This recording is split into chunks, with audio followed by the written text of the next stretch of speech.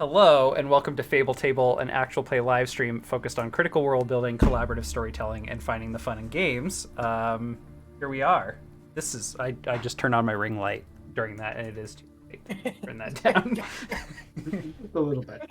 You look like you're being interrogated. Yeah, where were you? That's a bullshit alibi, you son of a bitch. All right, so we are continuing our game of Dungeon World. We are playing Song of the Ravenlands, and yeah, we're in the middle. We're in the middle of our investigation. Some might say 2/3 of the way because we had a little bit of a pit stop last week. But we're about halfway through our murder mystery investigation. Really quick, how's everyone doing today? I know we've been talking a lot during the pre-show, but for those watching the YouTube video where I cut all that bullshit out, exciting news. Go ahead, John. No. All right. Wow. That's fair. Don't want to be predictable, right? Mm-mm. Good. I'm doing great, Nick. It's great to be back. I had a Yeah. nice week's vacation. Welcome back. Camping. Welcome back to the was land good. of self-service and the internet. No, you know what's scary is that there was Wi-Fi at the campsite I was at in a national park, and it's fucking better than the Wi-Fi I have in my house. Scary. That makes me so sad. Andy, how offended does that make you feel as someone who loves to go into nature and visit parks, state parks and national parks? How offended am I that there's good Wi-Fi in the parks? Yeah. I'm not offended by that. If Wi-Fi is what makes nature accessible to people, I'm all for it. Did I hot use the take right Wi-Fi there. for the week? Not Now I have mixed feelings about the 5G towers where they make them look like trees. Or they like, or like not just 5G, but like any cell tower. They do this kind of thing where they like paint it like green and brown, and they put like fake branches next to the broadcaster antennas on the side, so that like almost kind of looks like it. It's such bad camouflage. It's just a guy going like nothing but us trees here. Like it looks so terrible. But I see people doing it places and it just cracks me up. So I have mixed feelings about that. Oh my god. I just no looked it mixed up. feelings. Yeah, they're really funny looking. But no mixed feelings about making parks and nature more accessible to people, as long as it comes with teaching people to steward it as well and not just ruin it. So. Wow. Couldn't have said it better myself. Offer Wi-Fi in the parks. Excellent. And come talk to me more, listeners, if you want to hear me spout things that sound vaguely like it's also the propaganda they feed you when you're an REI employee, because I was an REI employee. Perfect. If you haven't worked in retail or food service, you haven't really lived. I have my name tag, so I'll wear that. Oh, dang. Nice. In the stream Speaking- today. Retail and food service should be like to America what the fucking army is Yeah. to Israel. You know what I mean? It should be Like, compulsory. absolutely. 2 years minimum. I feel like there would be a lot less dickery around and about if people I were think just there'd like, be more. I at that point. disagree. Honestly, I if disagree. if every country that did compulsory military service instead did compulsory, service, the world would probably be a better place in general. Where fewer soldiers and more people with fucking empathy. Ugh. You That don't. is like, I lost perfect. empathy in the customers. Like I used to be a happier guy, guys. I'm not gonna. I worked at Starbucks for 2.5 years. Fuck everybody. I hated every single person who came to that window or through the door. Imagine a world though, like where everyone who comes to your window has also been forced to serve other people and they're not complete shitbags. Like that's the world I that cater I solely to envision. nurses and doctors. Those people are the service members of our society, and each one of them's an asshole. Fuck them. Wow. Get us into the game. I hate doctors. I just really last word. I gotta get the last word. I worked at Jamba Juice in high school and a little bit in college, and someone who's been severely depressed most of my life, Jamba Juice taught me to fake it till I made it. So, this chipper smile you see, welcome to Jamba. That's all I have to say. Would you like a boost with that? All right. So, what is going on with our murder mystery? I'm going to go ahead and crack open our map with all of our key details. We have our. Ooh, excuse me. This Edo, what has been going on with our murder mystery?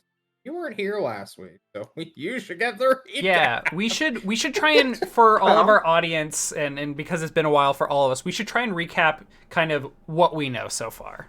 And I have an exhaustive list of everything we learned last time, so if we miss anything, I got you covered. That's correct. All right, so where do you want me to start? Do you want me to start with what we know, or do you want me to start with what happened last week? Whatever you think would be most beneficial. All right, so I'll go through. I kind of timelined it out. Okay. For when things happened during the night. Okay. If we're talking timeline, I actually think I should clarify one thing really quickly. I might have misspoke during the Dank Do interview. So I down here in the bottom right, I want to clarify kind of from Dank Do's perspective and your perspective how the timeline worked. So you all, like, going back to the last mission when you all went into the Still Mist with Flo and you went to those like other worlds, that is when Dank Do left on horseback. And since John made a point of, Greg Hansening me and telling me that horses can't go as fast as people or faster, I looked it up on Quora, and a fit horse can go 50 miles a day. So on what sort of terrain? I mean, there was a road I described. Yeah. Well, fuck your road. Okay.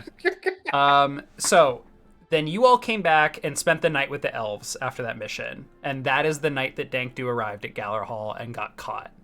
Then the next morning you all set out towards Galler Hall and arrived, and then you camped for the night, and that is the night Amorous Iris was killed. And then you all arrived the next morning, and that is this morning. So Dank Do has there's our time. Yeah, that's your timeline. Okay. So I could go through all kinds of interactions that we had and questions that were asked and things that were discovered, but that's what YouTube VODs are for. That's true. I'm going to go ahead and go through with the information that we have in order of when it happened that night. First thing of the night, we don't know what happened to our dear Carnal, who somehow got charmed. At some point during the night, Carnal was charmed and brought in by an orc with pale yellow eyes, who charmed Carnal and then stabbed Amorous Iris.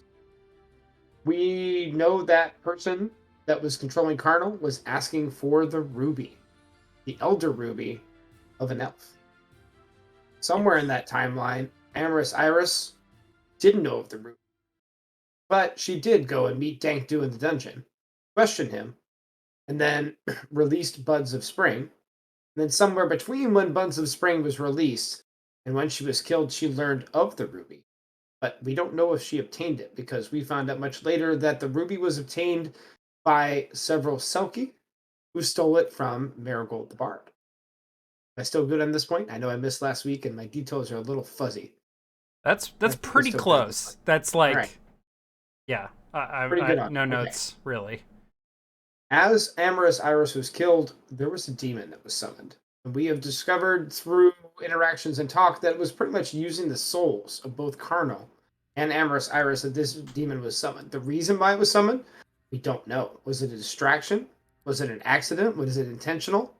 We are not sure. We do know the pale orc with yellow eyes, who has 18 hotness, and eyes that are very similar to the eyes of Marigold the Bard, teleported through a mirror to an unknown location right before the demon broke that mirror. And then the demon proceeded to wreak havoc in the tower, and then was eventually killed by silver weapons by Plum and Palm. We have several questions that we do need to figure out, and things that we are not sure of. Who controlled Carnal? Was it the pale yellow orc? Was it someone else? We need to know what happened before Carnal got charmed, and what happened in that interaction. When we found out who has the ruby, it was the Selkie, but when and how did Iris learn of it, and why was the Pale Yellow Orc going to Amorous Iris to get the ruby? Mhm. Must have had it at some point.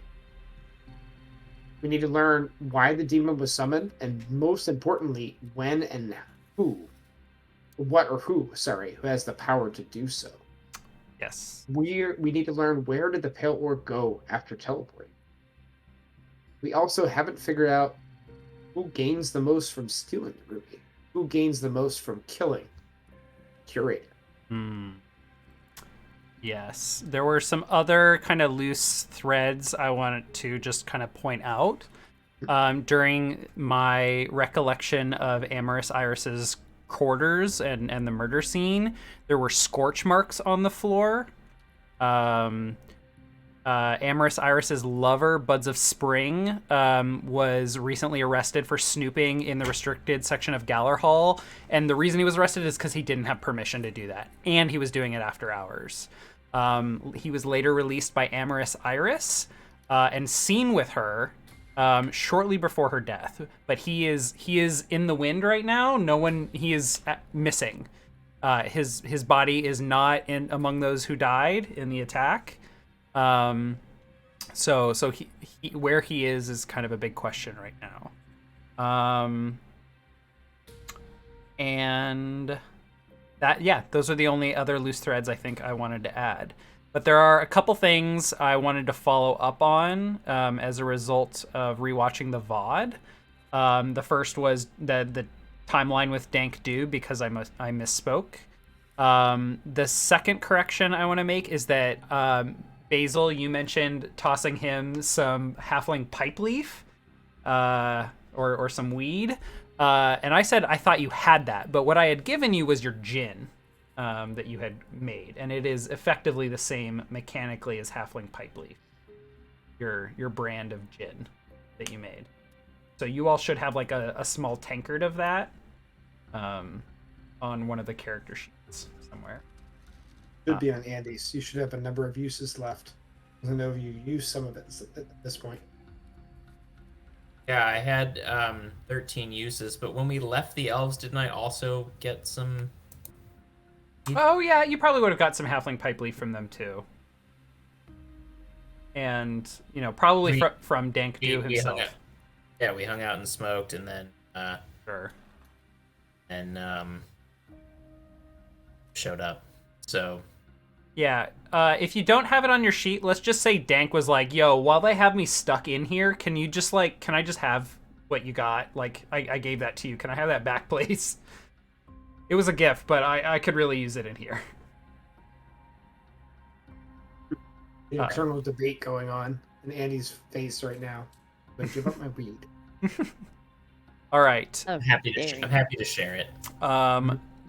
The other person I want to talk to is John. I've got two things to say to you, John. The first is, re-listening to the VOD, you said Carnal's name in like 4 different ways that were not Carnal. You said Carl, Caramel, Caramel, and Carnival. I don't know. Okay. All right. Those are all the same thing to me. Yes. I don't know what you're hearing. The other thing you said at one point is you felt you got cheated out of your question in the first room of Amorous Iris's chamber, and I re-listened to it, and you were totally right. You said you want to cast Contact Spirits, and I told you that their spirits were gone, and I should have clarified that was a freebie and given you a question. So if you want to ask a question about that or any other question about the crime scene, I'm handing that over to you now to get us started. I don't care. Okay. Well, if at any point you want to ask me a question about souls or what happened to those souls. Yeah, what happened to the souls, Nick? I mean, I did tell you what happened to the souls. All right, then I guess it doesn't matter. Let's move on. Okay. All right.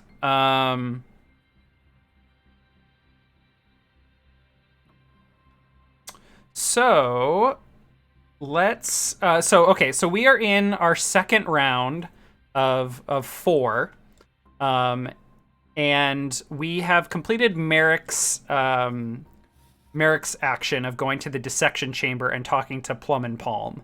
You failed your roll. You rolled natural 2, And you tried to cast Detect Magic, and I gave you a little bit of information about that. But you also didn't actually get to ask a question. Did you have a specific question you wanted to ask about the demon or about Plum and Palm before you got kicked out? Or contaminating the crime or the evidence? I didn't get to ask a question. No, you simply cast your spell, and we just kind of moved on. You should have been able to ask a question, but gotten very little information about it. I think I would have asked Plum and Palm where he learned to kill demons. Why? By study, of course, and experience. There is really no other way to learn. Learn from those who came before and learn from one's own experiences. We have many books here in Galler Hall that speak of the many weaknesses and strengths of demons. There are as many as there are demons. But when you study and understand the probabilities of what strengths and vulnerabilities demons are likely to have, equipping yourself with knowledge can be a weapon in and of itself. Say experience. You fought demons before this night? Yes. Demons have not been stranger to our walls, especially as when the blood mist lifted, we began extending our reaches outside of the city walls. And there has been rapid expansion in around Galler Hall. You from Gorthank would have been told that everything the orcs, their entire city was within the walls, with a few exceptions of a few buildings here and there, to protect them from demons. But when you all first arrived a month or two ago, there were a lot of buildings outside, and it increased since the last time you all visited. So there's quite a bit out there. Most about demons. Who knows the most about demons? The most knowledge. Besides me, I would suspect Undulin Embers, my master. He is a formidable wizard and has studied necromancy, at least books. When he was younger and before he was curator, he too would defend the city walls and perhaps sometimes even go out and hunt demons. Okay. I think at that point I get kicked out. Yeah. And then I would like to have a scene at some point, but I think it's better for me to do it after everybody finishes their round. We hit our official lunch break. Yes. I think that lunch break is happening now, and you all now have an Elder Ruby, and have seen some of Cacophony's old rivals out of town, and are eager to resume your investigation. So, what is everyone else doing for their second round of actions? And if you need a reminder of the mechanics, I'm happy to go over that again.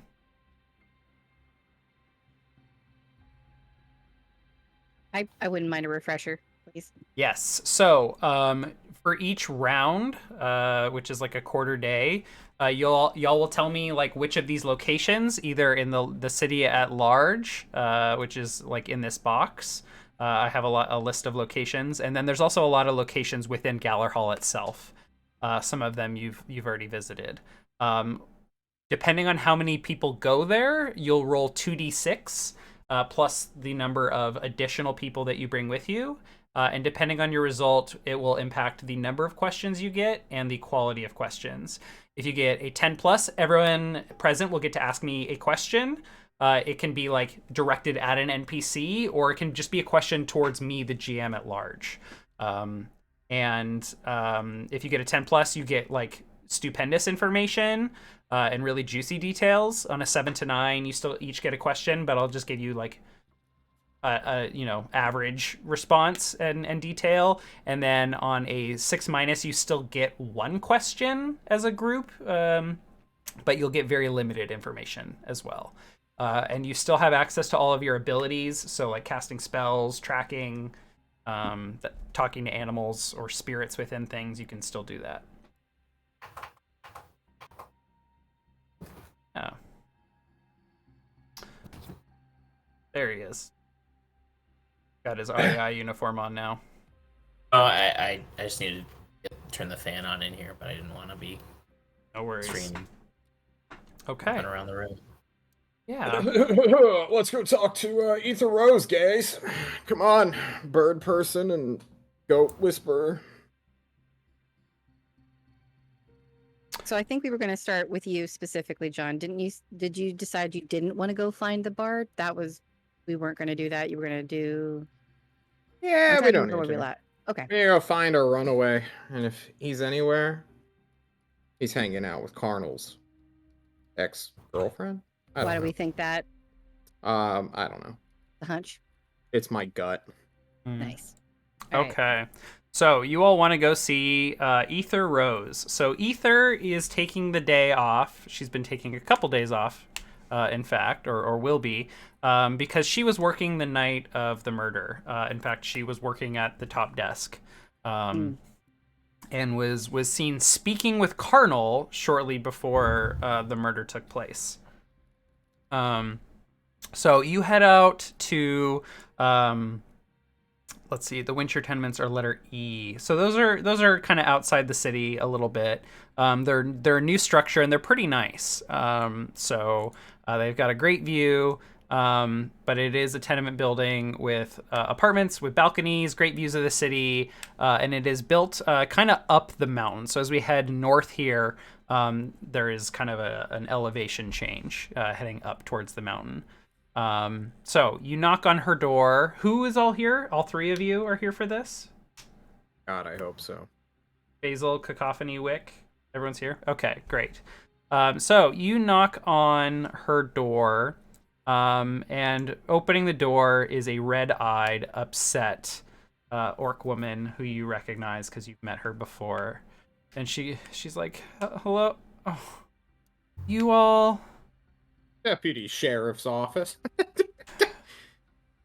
We need to ask you a couple of questions, ma'am. Come in, Deputy Inquisitors. And she just, like, kind of, like, meekishly just kind of pushes the door a couple inches more open as she turns around and just walks inside, dragging her feet. She walks towards a couch and kind of, like, slumps down in it. And what did we roll again? 2d6 plus the number of people who are here beyond the first person. So this would be 2d6 plus 2. 10. That is a 10 plus. So you all are going to get juicy details. So let me start with what she just kind of tells you. Just general information before you ask your questions. She recollects, the evening and what happened from her perspective. She had a number of friends, and then she kind of like shakes her head. A number of the stewards of the curators. Since we all work on the same floor, we have kind of a budding friendship. And they all invited me to go to the Bard concert that night of the murder. But I had a shift and I couldn't find someone to cover it, so unfortunately I wasn't able to go. At one point, she begins to kind of choke up a little bit. Arnold showed up and wanted to talk.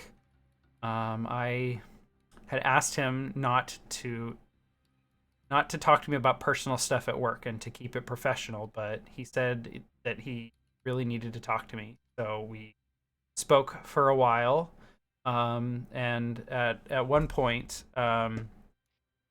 I saw Amorous Iris walk by with buds of spring. I thought he had been jailed, but they seemed to be walking pretty intensely, and I was definitely going to be following up on it, but I assumed, it's Amorous. She's a curator, that things were above board.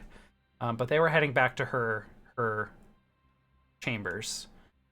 When Carnal noticed that I wasn't really paying attention, and we finished our conversation, and then he said he left to go speak with Amorous Iris as well. And there was someone else. I don't really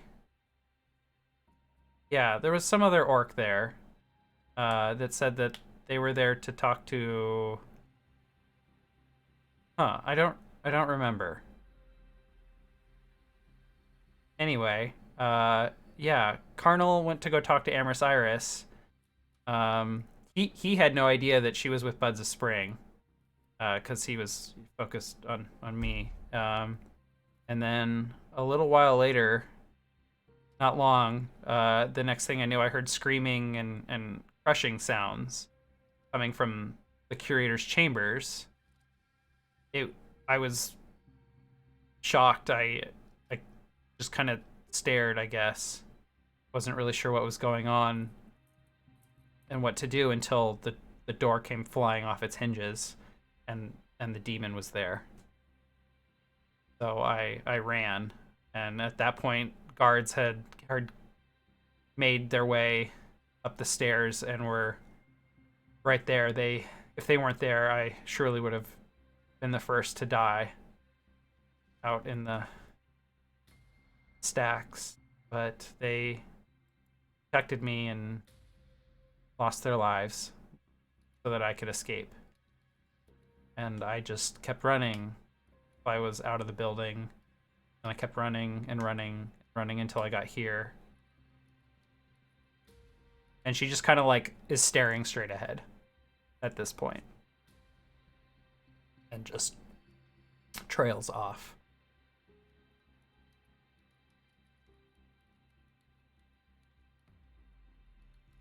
So you never saw, fuck, what's his name? Buds of Spring leave? No. No, sorry. No, he... What those juicy details, Nick? Yeah, I mean, the hallway to the curator's room is directly to my left, and there's no other exit. So if he had left by conventional means, I would have seen it. But I also fled as soon as the demon out of the door. He was still in there. Should have been killed, or he was hiding, or he controlled the demon. I've known Buds for a long time, and he doesn't know any magic, at least that I know. Why was he in jail again? Does anyone remember? Was he just being a drunkard, or He was in the restricted section after hours. Yeah, did he become the demon?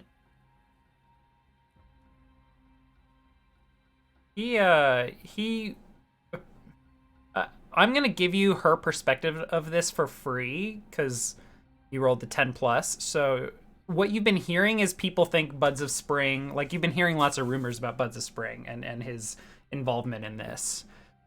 Some people think that he was sleeping with Amorous Iris so he could get access to the restricted section, or at least get into Galler Hall after hours, and he was, pulling a thiefy move or a roguey move. Some people think that he is extremely bitter because in the last curator election, or I guess selection, he was the favorite to win, but the curators elected Moonlight instead. And some people think that this is like a revenge. Like he orchestrated all of this demon bullshit to kill Amorous because Amorous voted for Moonlight, strangely. And that's something that Amorous shares with you that you hadn't heard before. We gotta figure out why she voted for. But he adores her. Buds adores Amorous Iris. He wouldn't have done anything to hurt her. He was sad about the whole thing, about getting caught and convicted to prove something about what he says he learned in the records. fact, I had to put away a lot of the stuff that he was looking at, and it was a bunch of pilgrimage records. Do you have them? No, they're all kept in Galler Hall. Well, the copies of them anyway. The originals are kept in the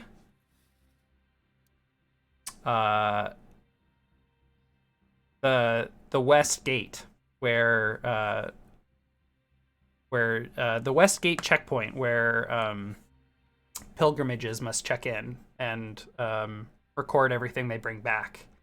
It's really important for the new pilgrimage system that they log everything they bring back so that they can get their proper reward.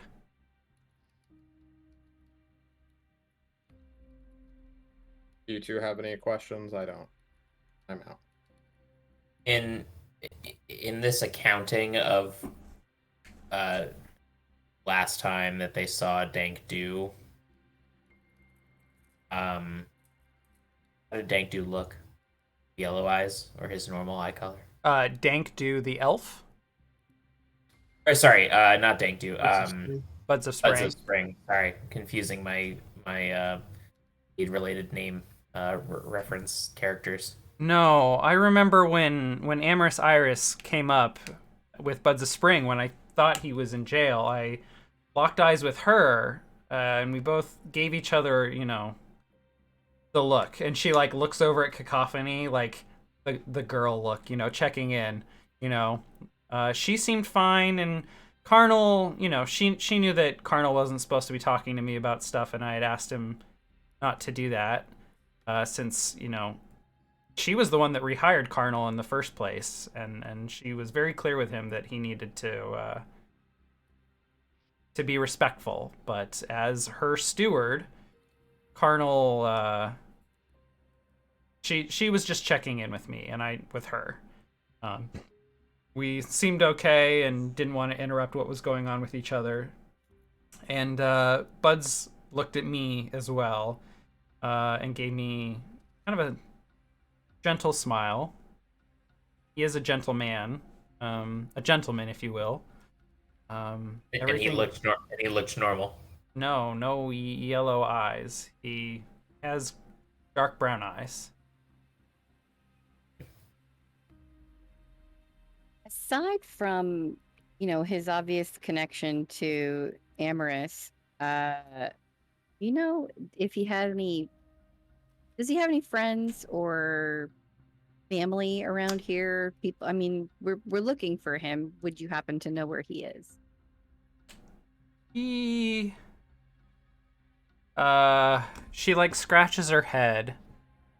Give me one moment, because this is a very good question, and I want to make sure I give you the right information. He Nick wrote stuff for this, so we're on the right track.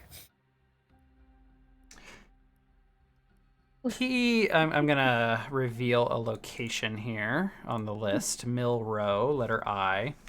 Yeah, he has a longtime friend who runs a mill along the river. He was his they've been very involved in the community together. And if I had to think of anyone that Buds of Spring trusted, it would be him. And I did not write a name for this guy.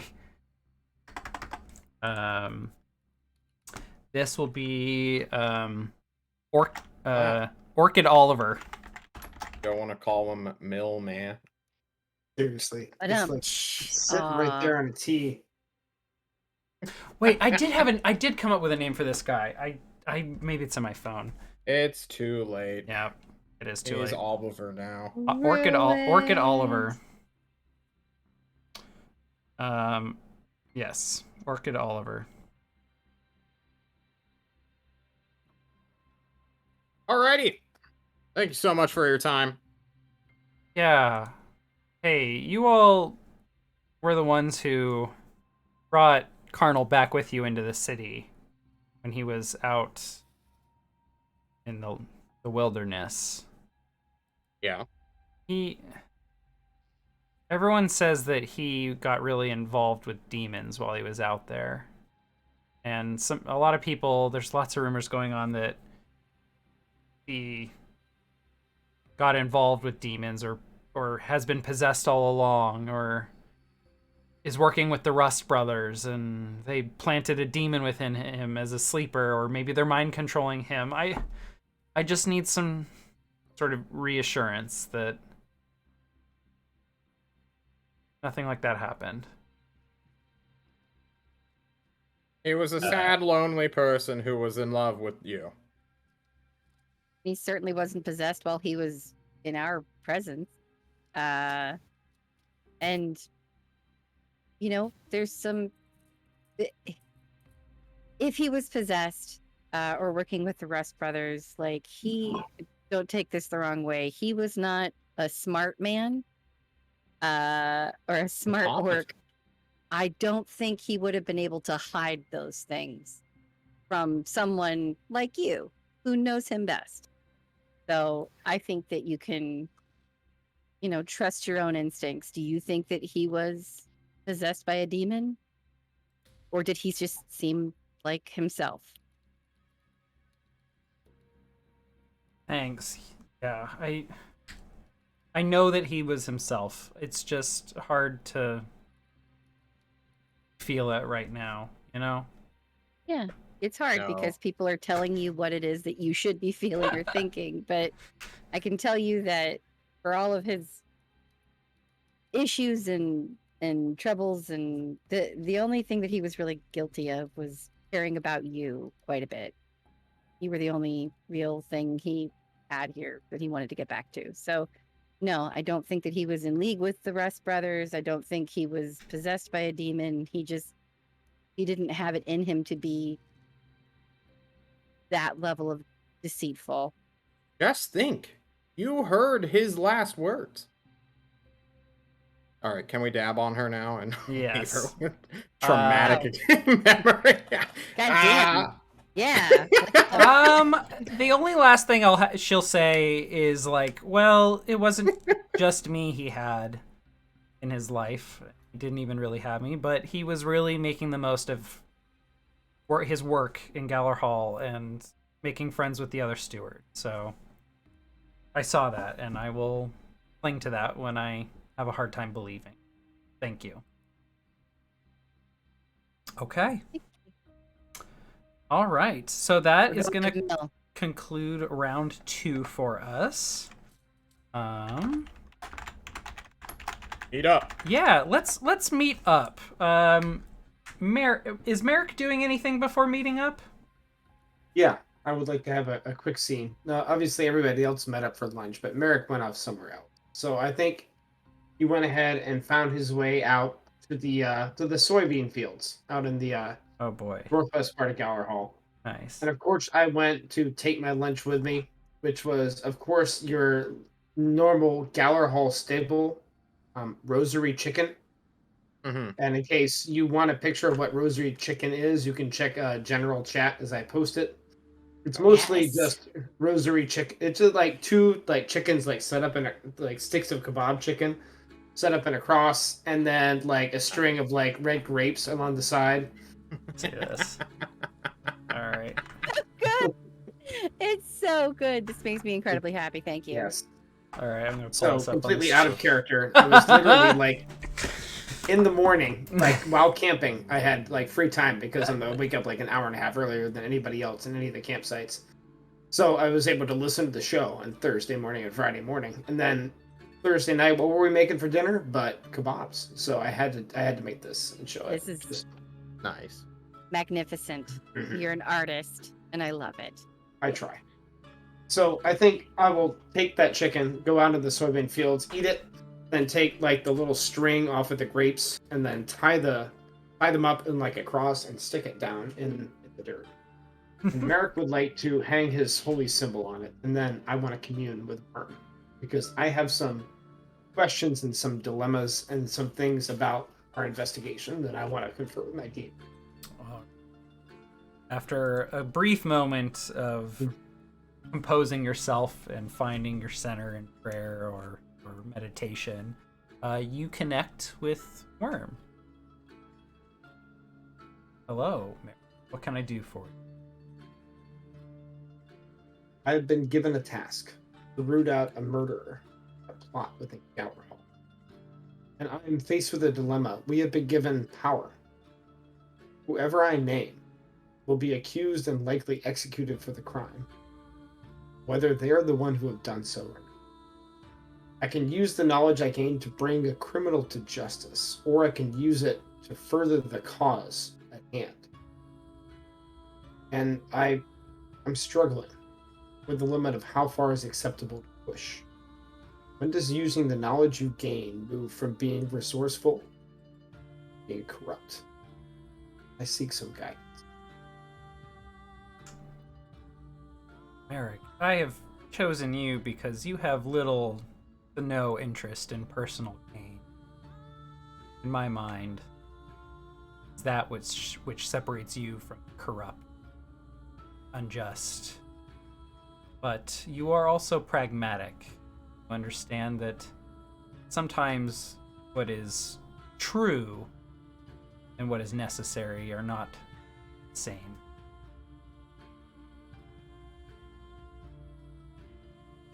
I am certain that within the Orc society, politics, especially given your task of uniting the kin against the Rust brothers and perhaps even against this Veiler threat,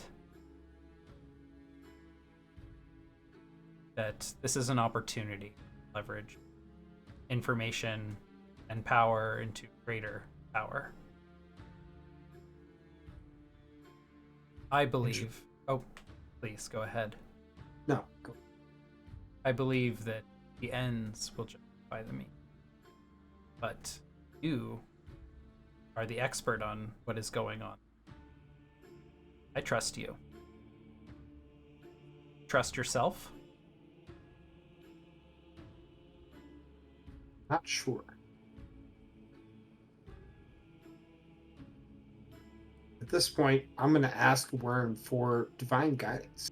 Okay. It's one of my moves. Excellent. Posted in the chat.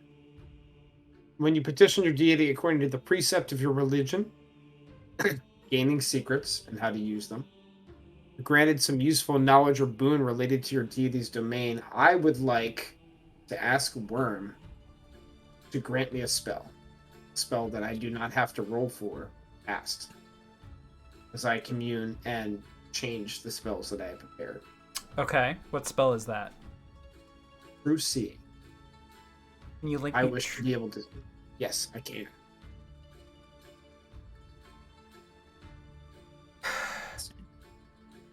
You see all things as they truly are. This effect persists until you tell a lie or dismiss the spell. When the spell is ongoing, you take -1 to cast a spell.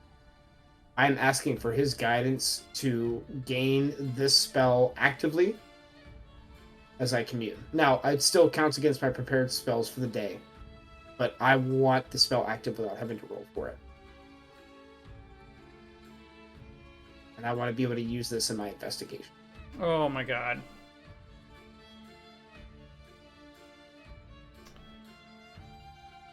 This is like True Sight plus Zone of Truth all molded into one. Yeah.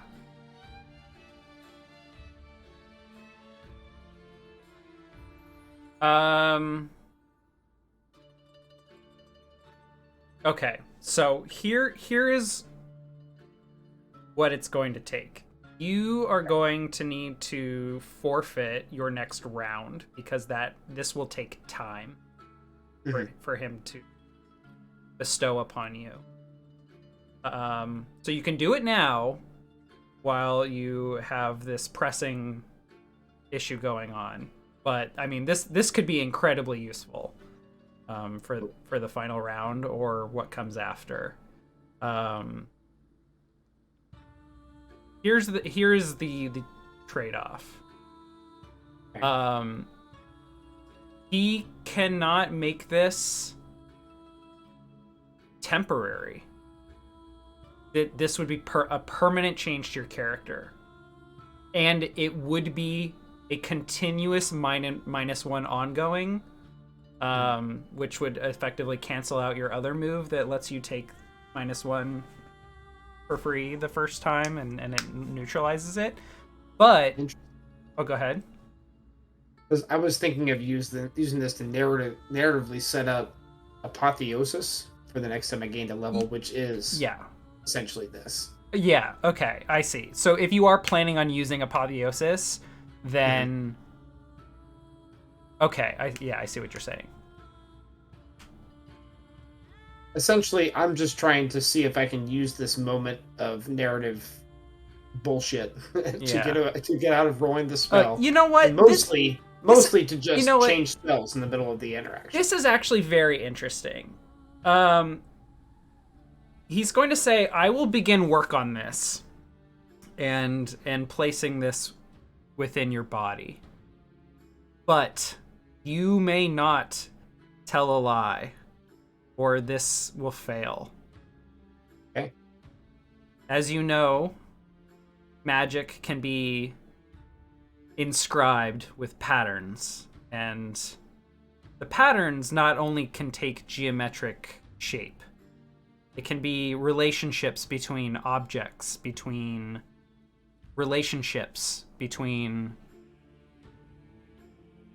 ethereal things, between the metaphysical.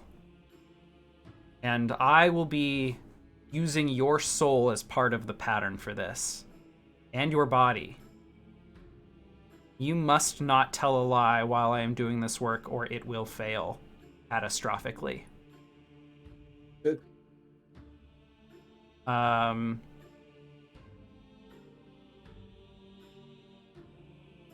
So you will not get it for the next round, or for round 3, but you can take round 3. You won't have it for round 3, but you will have it for round 4. That's my trade-off for you. Sounds good to me. Here's the thing. If you tell a lie before this is complete, it's going to cost you dearly. Yep. I'm just going to make that plain for you. Sure.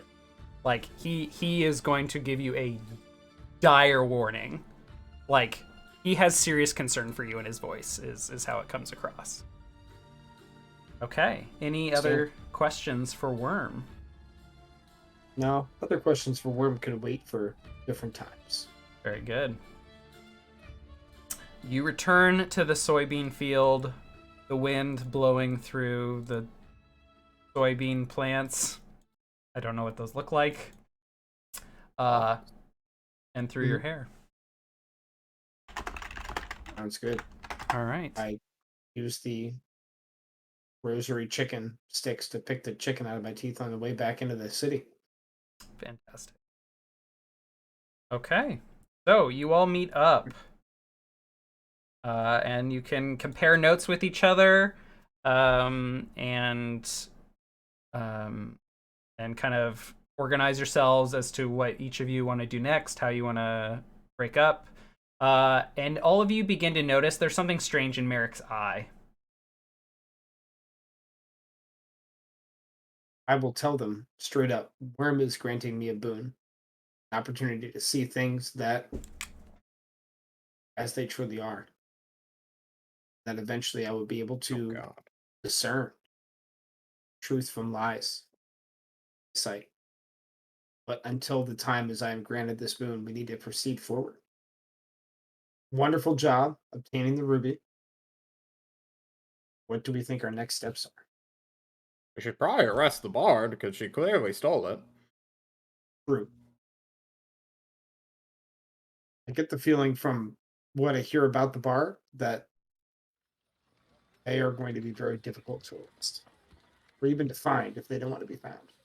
I could just set fire to her whole house, but so I actually do want to recap what you all learned about the bard, because John, you made a point to use your question to gain general knowledge from the public about the bard.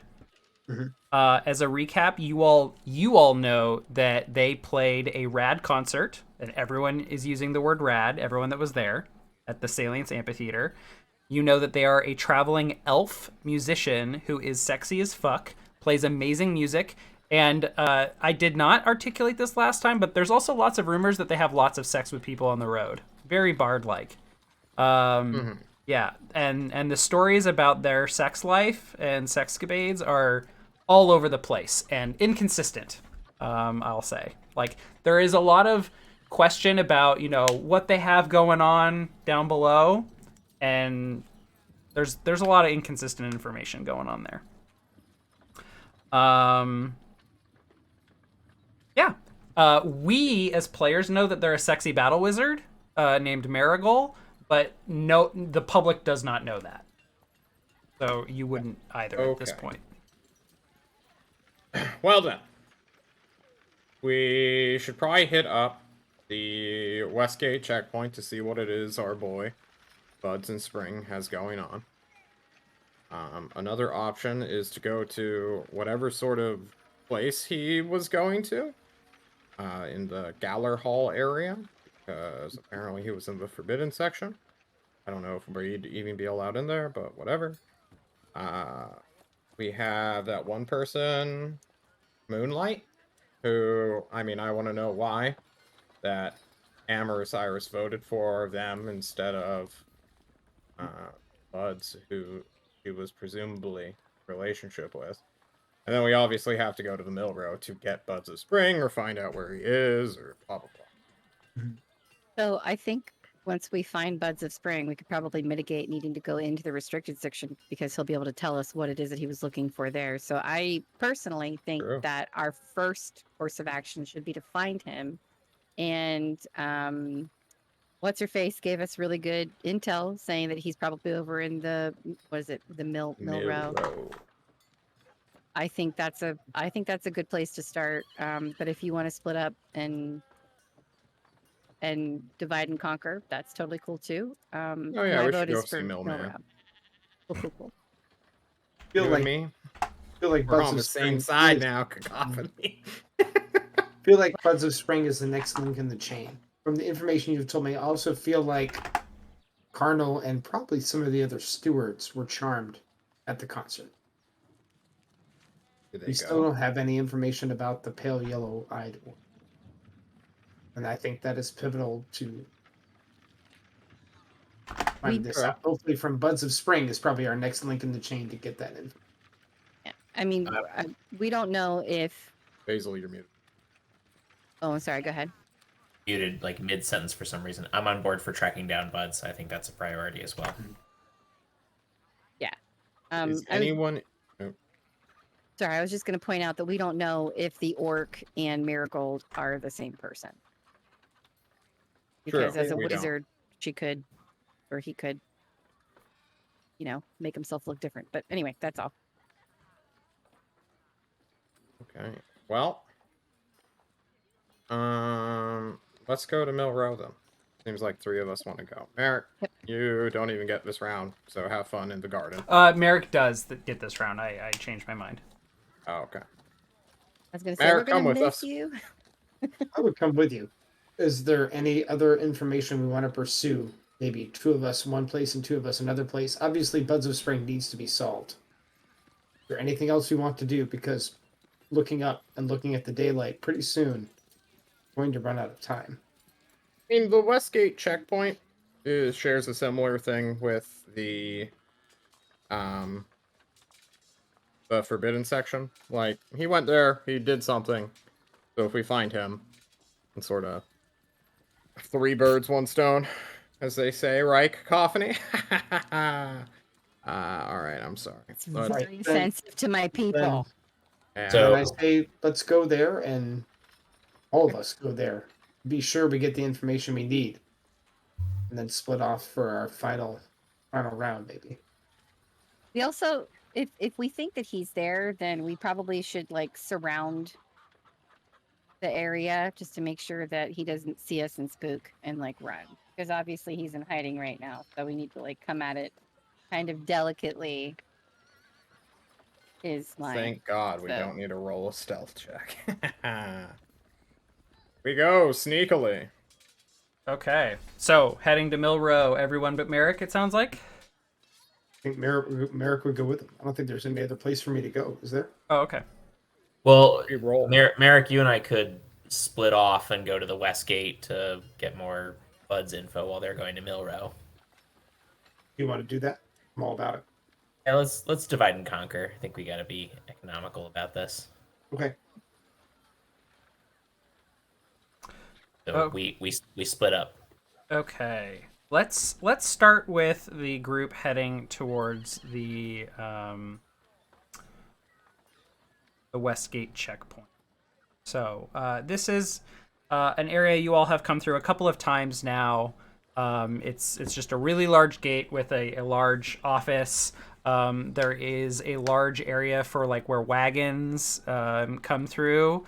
And you arrive and find that in the office there are many like officers at desks and lots of records here. Like you've been probably to various settlements throughout the Ravenlands at this point, or like you all run a tight ship at the Hollows in terms of how the city guard and the grave wardens like keep things going, but nothing like this. There isn't really records being kept largely at any gate other than like names of people who arrive, what their business is, or about the time of day or what day it was. But this is like recording who people are, what kinds of like where they hail from, the purpose of their visit, how long they plan on staying. It's basically like immigration. And you see that there's kind of like a separate operation for pilgrimages, and there are many groups of orcs coming and going on pilgrimages, like parties such as yourself heading out for the day, coming back with large hauls in wagons pulled by horses or donkeys or other beasts of burden. I like to imagine that there are like really large reptiles that are beasts of burden that are really effective in the summertime. And they have just a huge amount of records here, are the original records of of all the pilgrimages that come through, their manifests and cargo. Yeah.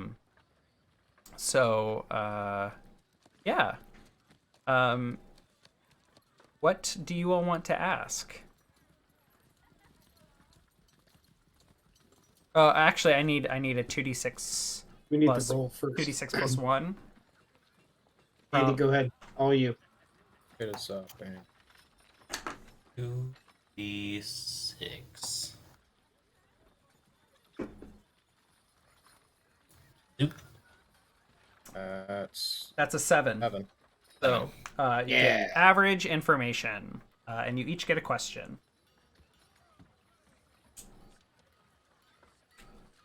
Any question pop to mind for you? I can think of 2 things that I want to know. What are that? What's your highest priority right now? Well, I want to know from the pilgrimage records which ones Buds of Spring looked at and who brought in the ruby and then who grabbed the ruby. Where it was. And I also kind of want to know all the people that came in with the bard. To see if we get some names of people that came in with their entourage. I can tell you right now that the record, like, Buds of Spring went to Galler Hall to look at the records. He did not look at them here. Oh, actually, no, that's not true. That's not true. Hey, this is where they're located. I don't think he was involved with the ruby, right? You have not heard any connection between Buds of Spring and the ruby. You heard that he was checking pilgrimage records, though. Should be some pilgrimage records of when the ruby was brought in from the Elven lands. Okay, I can answer that question actually, if you ask it. Not sure which one you're referring to because I asked that I brought up like 3, but yes, I'll take. Just say yes. That question. Yeah, Nick. That question. That one's mine. About like what records Buds of Spring was looking at. Mm-hmm. Okay, yeah. So one of the officers here will say, yeah, Buds of Spring came by about like a week ago, and he was asking about some of the pilgrimage records. He asked me about a large number of them, in fact. Spent the better part of a day looking at our records, and normally we would have people make requests through Galler Hall for the copies of the records. Since we have the originals here, we can't let people do any tampering. We want to make sure that the integrity of the original records is kept. But, given that he's such a prominent community figure, we thought it would be okay. And he, went through a lot of the records of the pilgrimages over the last couple months, but there was a few in particular that he was really interested in. Calliope Candor, she runs a pretty tight crew. They've been bringing in some pretty impressive hauls. Gotta say, in fact, I think they have some of the best records. And in terms of records, I mean, like, there's a little bit of a competition among the pilgrimages in terms of who can get the best pay and compensation. But yeah, Calliope Candor and her crew, they came back 2 days ago with a mighty impressive haul. And in fact, when he got back, Buds was particularly interested in what they had brought over. He managed to come over shortly after they arrived, in fact. Yeah. You just said the last time you saw him was a week ago. Oh, well, he spent I should clarify. He spent quite a long time looking at the records a week ago, but he spent a lot of time looking at Calliope Candor's, and then right after she arrived a few days ago with a mighty big haul, he was right there to check the records right after they arrived. Your stories aren't adding up, sir. Chives with the badge on his horn pushes this guy a little bit, bad copping him a tiny. Whoa! I'm just an NPC answering the questions here, okay? You rolled, you asked, I answered. No lies going on here. Let's see what Calliope Candor brought in there for those records. Chives goes back to idly eating some records off a separate shelf. Yes, so I will consider this a follow-up question. So these records of the most recent haul by Calliope Candor indicate that they brought back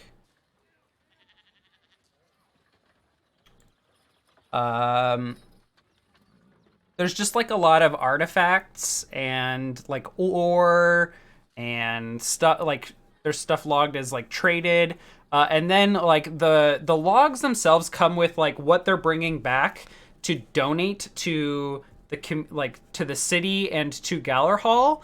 And the most valuable thing listed on here is a staff of flow, which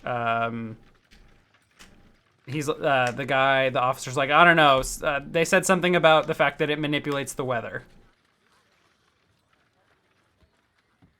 Sounds awesome. How did they get there? What?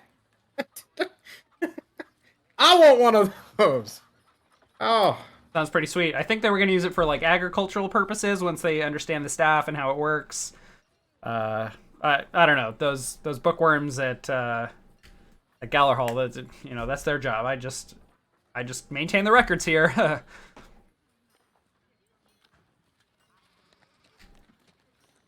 Hazel, do you have any other questions for this man?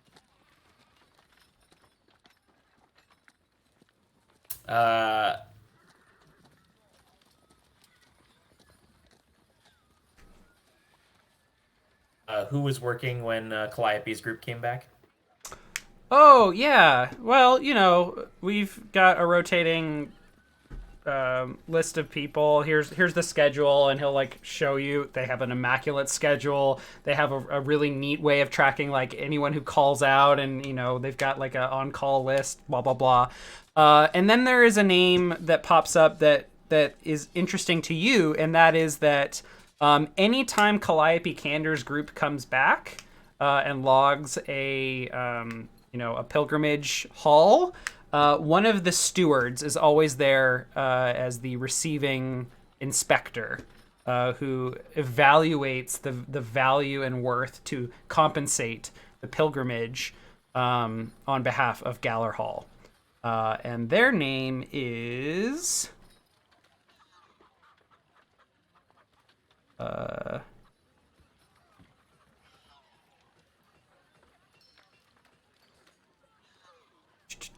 oh my gosh, where is it? Sorry. Barksbane.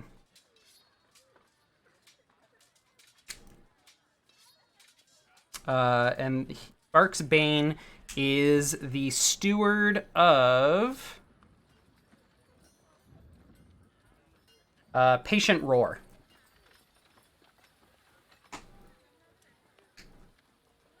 What?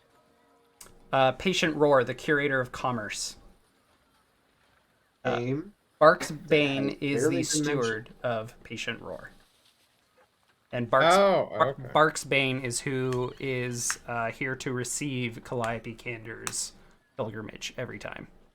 Essentially holds the same position that Carnal did for Iris. Correct. Okay. Hmm. Now, I have a quick meta question. Did we have some type of telepathic link that John set up? Hell Sure. no. Yeah. Why not? I could have sworn we Fucking did. yeah. Hell Yeah. yeah. Well, John did mention it. Yes. I'll relay that information to them as they're on their way to find Buds. Especially the part about the staff 10-4. of flow. Big M. All right. All right. We'll look for a staff of weather control. Okay. All right. So you all head towards Mill Row on the outside. It is directly along the river. Get my Milltown music going.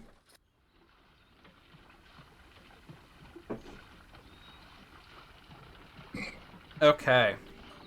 So you all arrive in Mill Row, and you head to a rather large building with several mills, wheels turning in the river itself. The water flowing down from the mountain, Mount Arenell, up to the north. White Cap has been melting through spring and now summer, providing all of this lovely water, powering many mills along this kind of country area, which has lots of nice trees, providing lots of ample shade, nice and cool, especially along the river here. So you're directed to this particular building, which has a large receiving room. It is a small, it's kind of like a little desk like you'd expect at like a takeout restaurant, where it's like immediately turning in, there's like a little desk, a receiving desk, and there is a kind of an older woman, older orc woman who greets you, and she's like, oh, you're probably looking for my husband, whose name I've already forgotten. What did we call him? Orchid. Millman. Yes, the Millman. We'll just call him the Millman now. Orchid Oliver. Orchid Oliver? Yeah. Yes.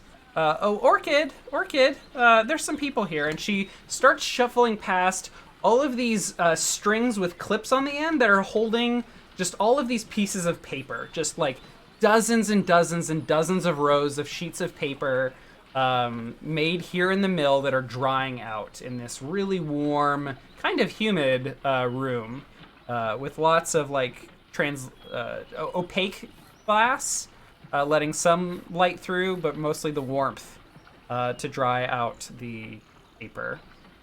And pushing past some of the pieces of paper very gently is kind of an older orc man with glasses on, just kind of leather clothes, not leather, like burlap clothes, really, with suspenders on. And you can hear the sound of the turning mill in the room behind him that is along the water. And I found this really lovely video a couple years ago that I'm going to just link to you all in the chat and our cast chat of how they made paper in medieval times, and it's lovely. You should give it a look later. And so, who's that, honey? Oh, hello there, young fellas. What can I do for you today? You, Shannon. We were wondering if you had seen Buds of Spring. Oh, Buds of Spring. Yes. Yeah, I heard about his incarceration, and he takes off his glasses and begins like wiping them on his shirt. I heard about the mess at Gallarhall a couple days back. The murder. No pun intended, my fair It was lady. last night. Yes, that's right. Sorry. The days, they escape me. They all kind of blur together in the old age, but none of you would know anything about that.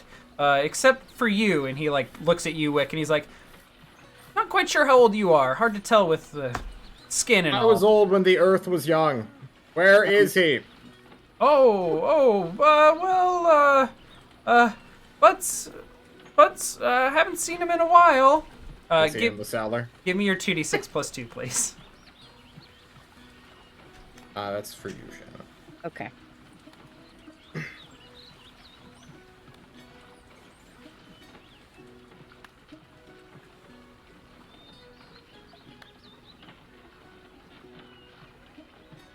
That is an 8, partial success.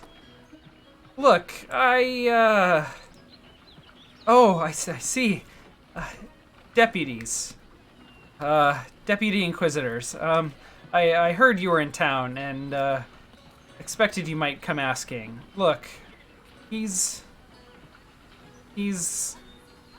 he didn't do anything, okay?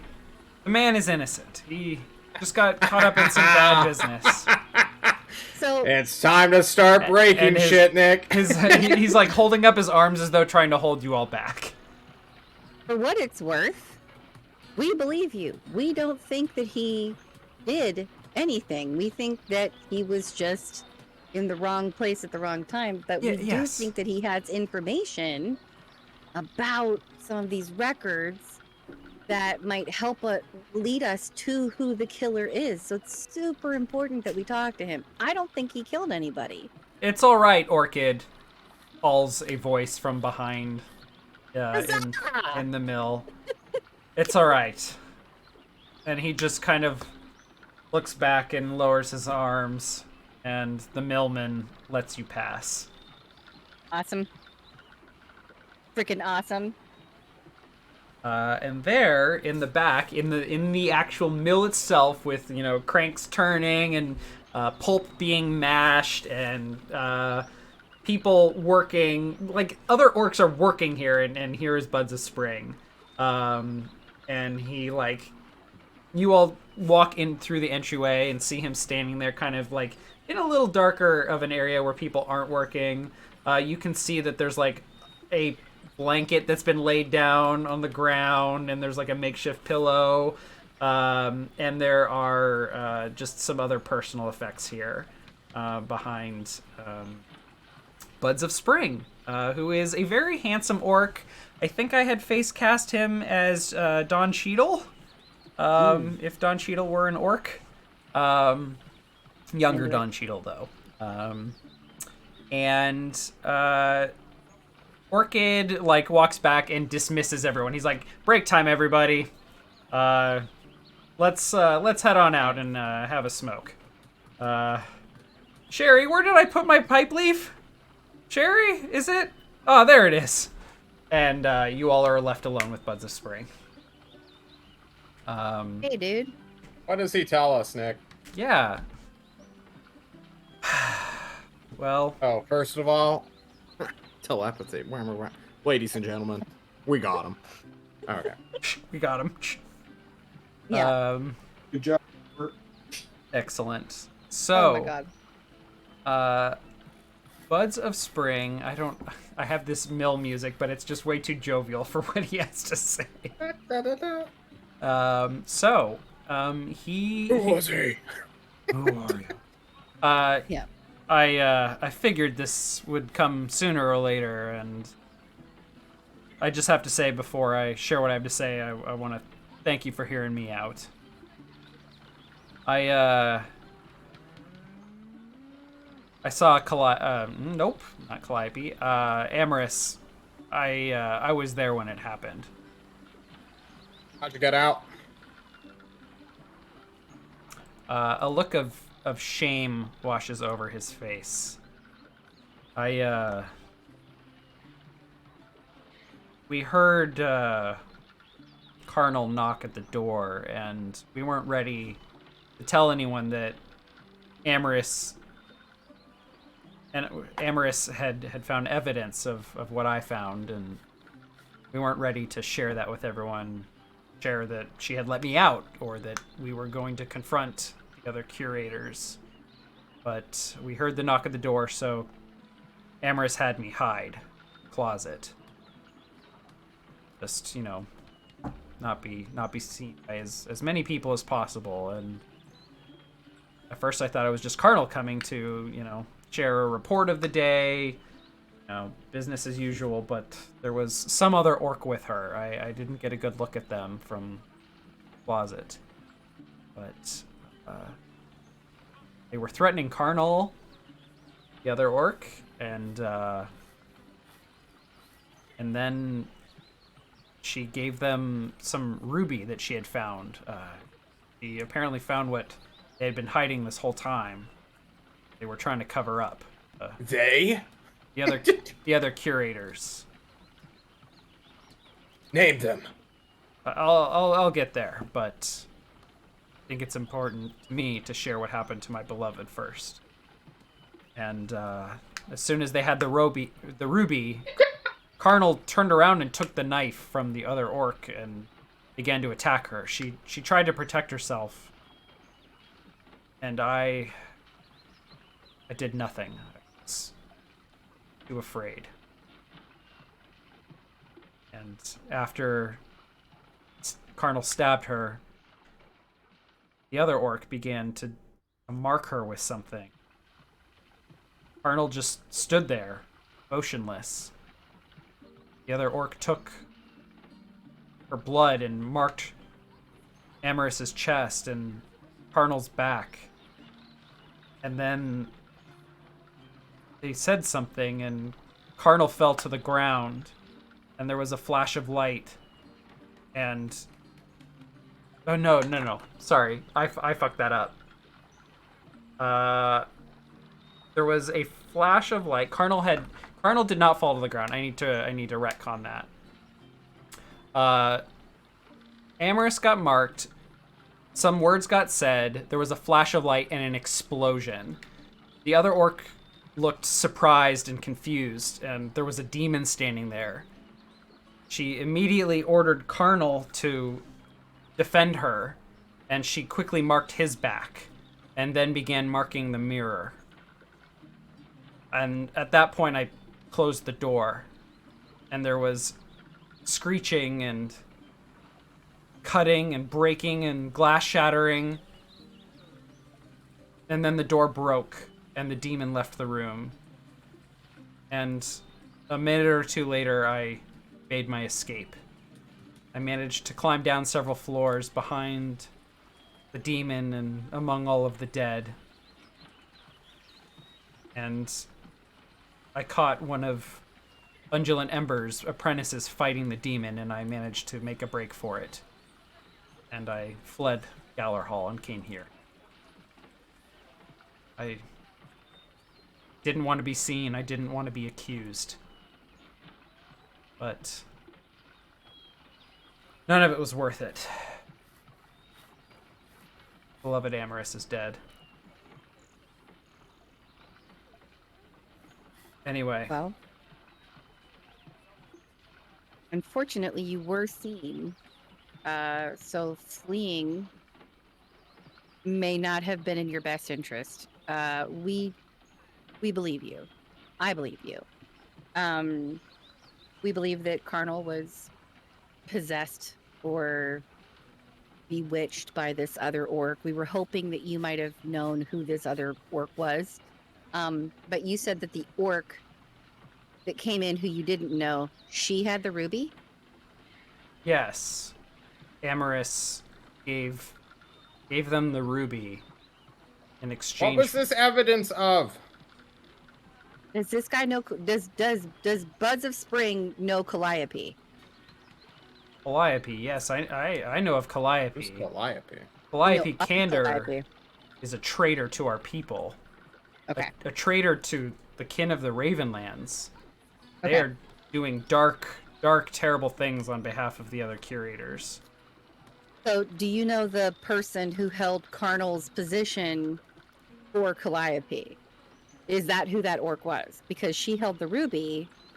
I'm trying to make connections Yes, here. Calliope was not a steward. Calliope was a former guard captain who decided to become a adventurer and a mercenary, a bounty hunter, if you will. Wait, And is Calliope the yellow-eyed orc? no, Nope. no, Oh, Calliope. okay. We're establishing right now. Calliope, I don't know what color her eyes are, but no orc's eyes are yellow. None that I know of, anyway. So, but what was the name of the person who goes and picks up all of the stuff from whenever Calliope brings that shit back? What was that person's name? Barks Bane, yes. Barks Bane's hands and his grubby little fingerprints are all over all the records. They've been doctored, I tell you. The records that they took upon Calliope's arrival, most days, I suspected for a long time that they were doctored, but I got proof several days ago. I went and witnessed them take records. Barks Bane appeared, and the records of the same shipment at Galler Hall were different than the originals. And then when I went back to the gate, the records had been changed. Wow, Westgate people, you're all receiving this? Yes. Whatever records they have at Westgate and in Galler Hall are doctored. Okay. They've been forged. And So is it this patient Roar fella who's the mastermind behind all of his murdering and stealing and conniving? I don't know quite what each of the other curators' motivations are, what their nefarious goals are, but they've been hiding some of the items, and I've suspected for a long time that they are self-serving curators, saving some of the best goods for themselves, creating this system of pilgrimages that benefits those who are able, those who are brave, and leaving the rest to squalor. And Well, not only that, but it seems like they're going in and defiling temples that are sacred to other peoples in the sake, like for the sake of, you know, collecting things and having them to be like on shelves God. here in a giant library. I'm just saying. I'm with you. I don't like it. I just do the hand. She's the good cop. All right. okay, so I think that's kind of one, maybe two questions. Are there others? I mean, we take him into our protective custody, obviously. Or we just don't tell anybody else that he's here. It seems like he's been hiding out pretty successfully here. I want to Although know where the proof's at. He's got the proof. We need him to take us to the proof. Did he say what the proof actually was? Because if it's just the testimony of a guy who's been seen Sure. running away from things, True. doesn't, So, you know. Documents, right? yeah, I'll take that as a follow-up question. What's the So proof? basically, there is what he found was there's a lot of inconsistencies in a lot of the records at Galler Hall, and even inconsistencies between the copies at Galler Hall and what's at the gate. And then when he would follow up with like, oh, it looks like they brought back like a horn of blasting, whatever the fuck that is. Okay, let me pull the, like, I got permission to pull the horn of blasting. Okay, well that identifier is referencing another card, like circulation number, which is referencing another circulation number, which is referencing another circulation number, which is referencing nothing. Like, it's just all buried, like, you know, a teenager's folders of porn. There are folders within folders within folders of weird names that don't have anything in them. And buried deep enough, there is a dark, terrible secret. Could have said a Matryoshka doll or any other metaphor. I'm glad you went for porn folders as the Porn metaphor folder here. is the Teenagers apt, form, yeah. immediate metaphor. That's And the isn't one. an insight onto Apollo_Nick psyche. I'm sorry, I didn't have Russian dolls as a kid growing up, so I But he you know, did go have with what you Tina know. porn folder. But we all had porn from LimeWire. Let's not pretend. Totally fine. LimeWire. John, are Wow, you all right. old enough to know what John- LimeWire is? Jesus. Oh yeah, Okay. I put that viruses on the shitty HP computer before too. Mm-hmm. I listened to Linkin Park's In the End on it a lot. Way back when. Good times. Okay. Where's the proof? It's there. It's there. He's like, look at these numbers. Like, Ether helped me. Ether helped me, and Ether helped Amaris uncover this before she died. Fuck's the Ether? Rose. Ether Rose helped Amaris uncover all of this before she died. Oh my god. Alright. So, Well- meanwhile, at the Westgate. Yeah, you all are like, I'm gonna need these records, and the officer's Yeah. like, wait, huh? And you're like, badge. And he's like, Yeah. okay, Guys, but please bring them push us back. in again. Yeah. We have a 100%. God, our reviews have been pristine for the last 3 years. I have been in charge of the records. If I get audited and these are missing, I'm fucked. My perfect record is fucked. You understand me? Best auditor. Mr. Underground. I Not my pluck problem, a, Mr. Underground. I pluck a sprig of herbs from my hair and hand it to him and say, "This is our library card. We'll bring it back. Promise." Punch him. Bam. We're detectives. Hard boiled. We hit people. It's and like the don't opposite suffer of consequences. it's like the opposite of noir. Instead of the cops getting constantly beat up, it's the cops just beating up everyone. Oh, yeah. I mean, that's also just real life. Like, so still like more Yeah, there we realistic. go. Yeah. All right, we meet up for round 4. okay, so Let's get And done with I this think fucking game. during our meetup we review the records ourselves so that we can prove it in our own terms and not just trust the word of this guy who ran away. okay, well, one of you is going to need to go to Galler Hall, like, and spend an action there to verify this. You can do that. I like the research work. Chives will enjoy the chance to eat some interesting papers. Okay, so we'll head into round 4 then. Question then, because we're heading back to Galler Hall to verify these records, is that the place that we've already visited? No, there are many locations within Galler Hall. Okay, so Also, hang on. am I expecting to run into any members of the evil cabal here? Like, should I have Yeah. a cover? Okay. For sure. We're going into the government, man. The Yeah. government building. This is the We're- Pentagon, White House, and Senate.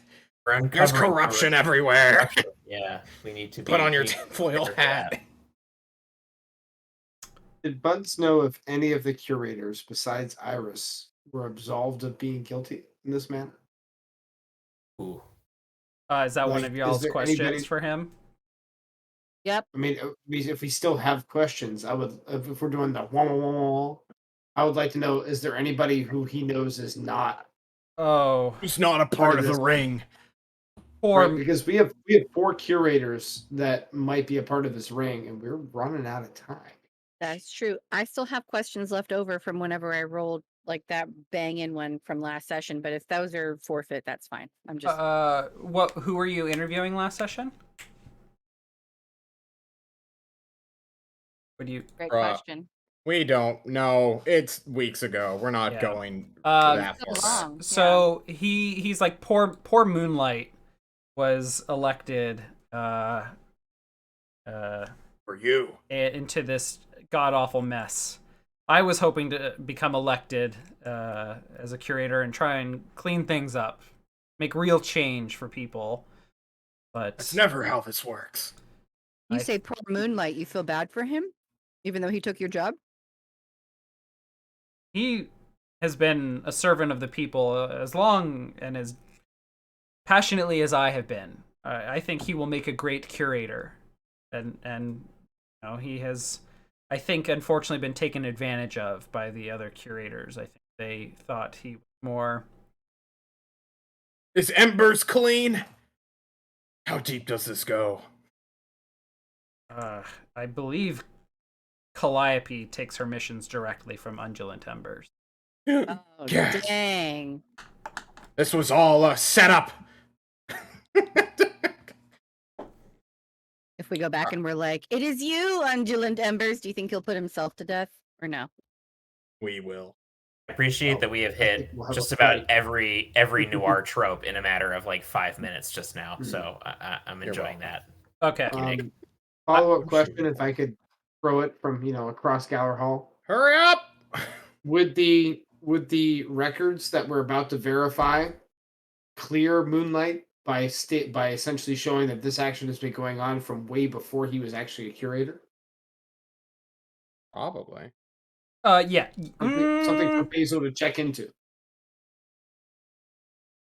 I don't know if that 100% clears him, but it puts him in a better. So the pilgrimages started at the beginning of spring when the blood mist lifted. Moonlight was elected like a year ago. Right, so no. Not completely, but here is what Buds of Spring will point out. The records are all signed by Barksbane. Like, and then there is a lot of weird signatures on the stuff in Galler Hall by Undulant Embers and and Barksbane. Like the weird deep But he's horn steward folders. for Patient Roar. What's that? He is steward, so he works at the behest of Patient Roar. Correct. Barksbane works for Patient Roar. Okay. So there could be some shenanigans and he's just going around this guy. Yes. There's no concrete evidence that Embers is at the center yet.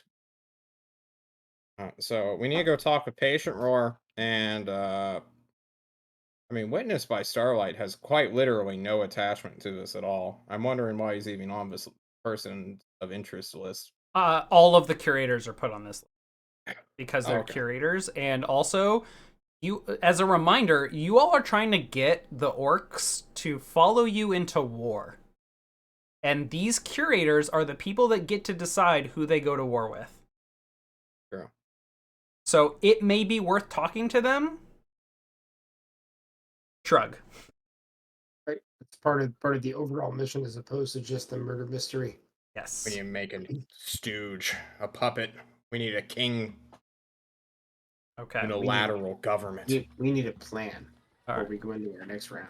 All right. Why don't we take a break so everyone can kind of process, and then we'll come back together and talk about it, and conclude our last, perhaps last investigation round. If we feel we need another one late at night, there may be penalties to conduct that, but I'll hear arguments to talk to like maybe one more person. It's fine. So we'll be right back on the other side of our break. All right, we're back. So, do we need to discuss what we're doing next? Kicking down doors in Galler Hall. Okay. So we need to talk to the curators, see what they know. I don't know. I think that if we can get Buds of Spring into one of the curator positions, that puts us in a really good position to have them, help us with the upcoming war, right? Well, they're already down one. They're suddenly down 3 positions. There's going to be a time of instability no matter what. Stability that we can take advantage of. Yeah. And put people in place who are, and Decent people don't want to go to war, cacophony. nobody wants to go to war, but it comes to your door anyway. Some people who That's serve where you're wrong. our interests, Let's embrace the evilness of what we're doing here, Yeah, absolutely. There are no good politicians. All right, we start kicking down doors. I'm going for Patient Roar. Who's with me? Who wants to be the worst cop to my even worser cop?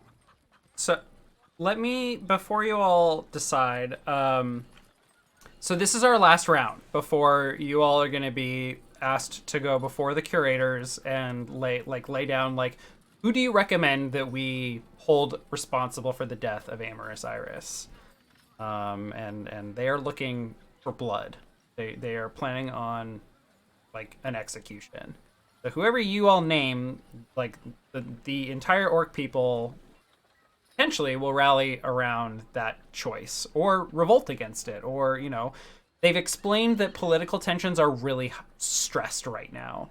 The tension is high, and you all haven't talked to any of the curators yet, so we haven't really explored a lot of that. So a lot of like talking to different curators is going to give you all different ideas of where their heads are at, and who like they all have ideas of who they want you all to recommend publicly. Because you have the power of Inquisitor, Merrick, your voice holds an incredible amount of weight. And they like whoever you all recommend, if they go against that, like that'll be the end of the curators, because the people like they have faith in Clear, and the Inquisitor of Clear is a big deal. And if they go against that, the faith in the public will be shattered. You mean Worm? So he is the cleric of Worm and the Inquisitor of Clear, who is the What the orc fuck? god. Yeah. All right, we're I kicking have down many doors. hats. We gotta talk to Many people, hats. man. Yeah. Let's So- talk to some people. So the more people you talk to, the more opinions and voices you'll hear, and more of the like political game you'll understand, but also the other people you go talk to, the more you'll understand about the mystery of the murder and other stuff of what's happening. So I'm not like saying you definitely should split up, but you might get more But information. we should all split up in this round, I think. We have 4 curators. I think we skip Moonlight. Yeah. Anybody Okay. against that? No. I'm going for All right. Patient Roar. Good luck. Sounds good. I feel like I need to talk to Embers because I'm going to have some additional bonuses to see through lies and bullshit. Nice. And I Okay. think Embers needs to be the one that I go talk to. All right. Let's talk about this true seeing. So your eyes, throughout this last round, Worm, you've been hearing Worm like working, like you just have heard the sounds of him working. I'm not quite sure what that sounds like, but there's I guess just been sounds of strain and labor in the background, sounds of like just strange ethereal sounds, and the others have been pointing out that there is a constellation forming in your eyes, and you feel a strange feeling within you, not your physical self but your spiritual self. Something is changing, something is attaching, and suddenly you get your eyes become snake-like. Like anytime you've used like detect magic and your eyes have become snake-like in that way, this is like dial it up to 150%. Worm says you should be able to benefit from the power now, but I am not done working. You still must not lie until my work is complete. Mechanically, his work is not going to complete until this arc is completed and completely done. So you may not lie until this is over, or all of his work will go to waste and it will go catastrophically. Okay. So, what that means, you see things as they truly are.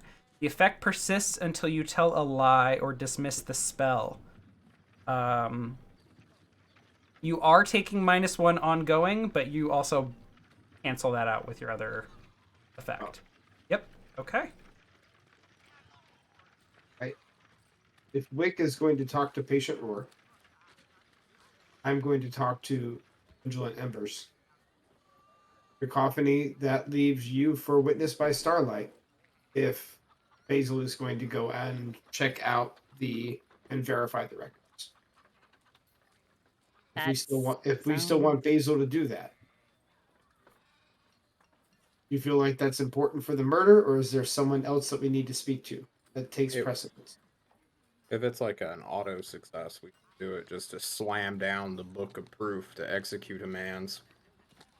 Also means that Chives and I will get the chance to, during our, important final statement to the tribunal deliver the fuck you, with the records. We I got think maybe paper. I get to have a little stealth mission going through Right. the Geller Hall Library. this seems a little cheap, but a little bit inventive. Wick, you should ask for a patient reward to have his steward there during the meeting when you ask to meet him. Okay. And then Barksbane is there as well, because it's the only other name that we haven't talked to that I think might be able to give information. And maybe you can wheedle information out of him. Or intimidate him. Oh, I'm gonna be intimidating. Let's My gosh. start with Cacophony. Oh boy. Meeting up with Good luck. Witnessed by Starlight, who, Merrick, you've met with? I don't remember if everyone's met with him. We all saw him. Okay, yeah. He's just this really old orc, really wrinkly. His skin, you can tell, was a much darker shade of green in his prime, but it is very faded now. He just looks like a crazy old college professor. Yeah, that's kind of his look. I think I have him face cast. This is by Starlight. Okay, let me find my notes on him. Okay, I have him face cast as Forrest Whitaker. So, as you enter his chambers, you're met with what you might imagine a university president with an academic background's office might look like. It's a large space with stained and lacquered wood paneled walls, which is very unusual because Galler Hall is made of stone. Half of them with a centered large painting or tapestry, and the other half is inset with bookshelves filled to the brim with tomes, encyclopedias, and other bound books. The occasional decorative bookend, and on top of a large woven rug sit several couches set surrounding a wooden table. And in the back half of this living quarters area are several hefty and identical carved chairs with high backs, various animals sticking out of the ends, of the chair, the corners of the chair, very ornate, and a dark chestnut large desk where Witnessed by Starlight sits against the back wall of the room. To his side are other walkways it's just the rest of his living quarters are back there, like restroom and bedroom, that kind of stuff, more private quarters.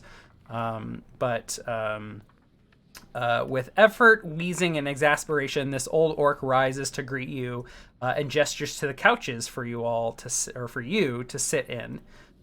He pulls on a rope that extends from the ceiling, and his steward comes in with tea and begins pouring each of you a cup. Ah, yes, Deputy Inquisitor. I was expecting you sooner, but I'm glad you came. I have so much I want to discuss. I always knew that Buds of Spring was a bad apple. Knew he was trouble for Amaris. Even though he wasn't necessarily politically aligned with Amaris, he did care for her very much. No one's doubting that. But she was becoming a truly respectable curator, and boy, some of his ideas, the youths were eating that all up. I cannot believe that we even entertained him as a candidate for Moonlight's position as curator. A much well-earned position, I might add, for Moonlight. And now we have to replace another. Buds of Spring would have been the frontrunner, but clearly he's a criminal now whose jealousy and selfishness know no bounds, committing such a violent act. Oh, you think that he is the one who... Well, of course. When it was clear that their love would not last and his professional and political aspirations were at their end, I could see no other outcome than to take jealous revenge for such a passionate individual. He's never thought with logic in his life. All emotion, that one. You want to give me an example of that having happened in recent memory. Yes. We're just trying to build a character Yes. base here, right? Give me your 2d6, Shannon. Okay.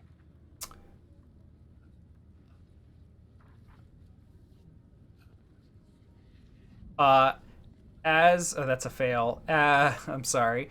As you all are, as you're listening to him talk, and you haven't been able to get a word in at all in like several minutes of entering, and his steward is pouring the tea. The steward just kind of like gives you a look like, yeah, I can't believe this either, and then like continues going about his work. Oh well, I mean, Ooh, I can't. Hang on, I can't hear you. oh dear. How about now? 1 second. I don't know if it's my headphones or. Pardon me. It may be my voice. It's so raspy. I'm getting so old. Can you hear me now? I can hear you Same now. character. Oh, good. Same good. character. Yes. Let me take. Much better. You can hear me now. Yes. Very good. Very good. Well, look no further than his treatise about our pilgrimages. When the Blood Mists ended, we, as curators, leaders of our people, voted to reinstate the pilgrimages for our people, and in a new shape, new form, one giving much deserved compensation to those who brought back to our people culture, resources, and benefits. Why should they not benefit directly from their labors? It incentivized orcs to go out to meet the other kin and bring prosperity to not only ourselves but to all the Ravenlands. And Buds of Spring opposed it vehemently. That's terrible. Indeed. That is fascinating. Indeed, yes. What are some of the things that you found that they had brought back that were pertinent to what is your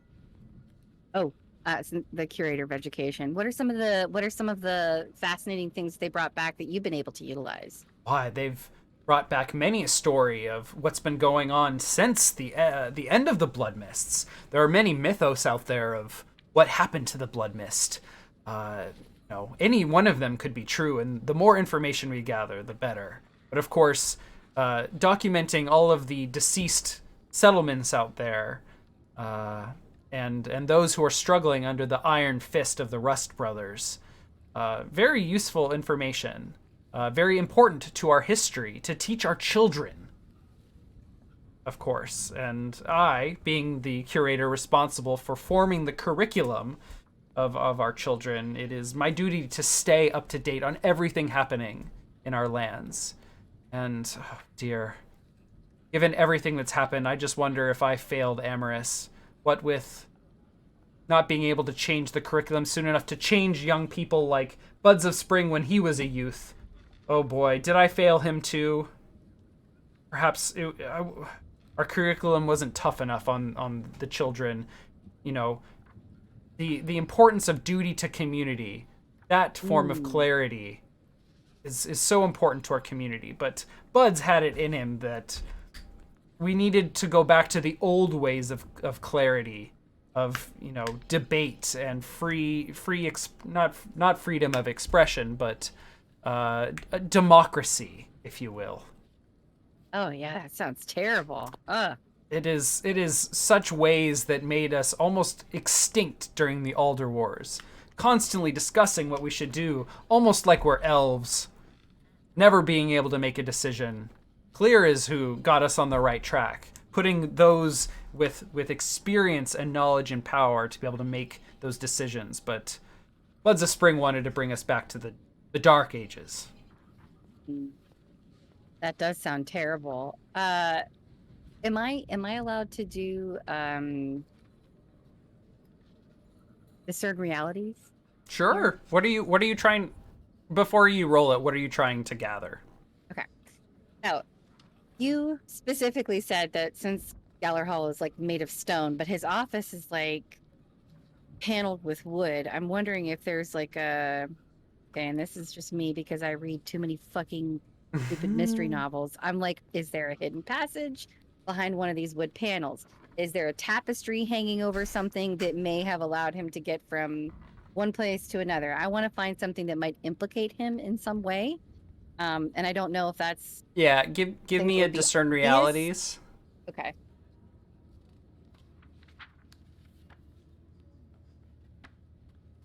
God damn it! I'm racking up all the points. Yeah, all the points tonight. He is just like eye to eye with you constantly, and he just will not stop fucking talking. You he's talking over you.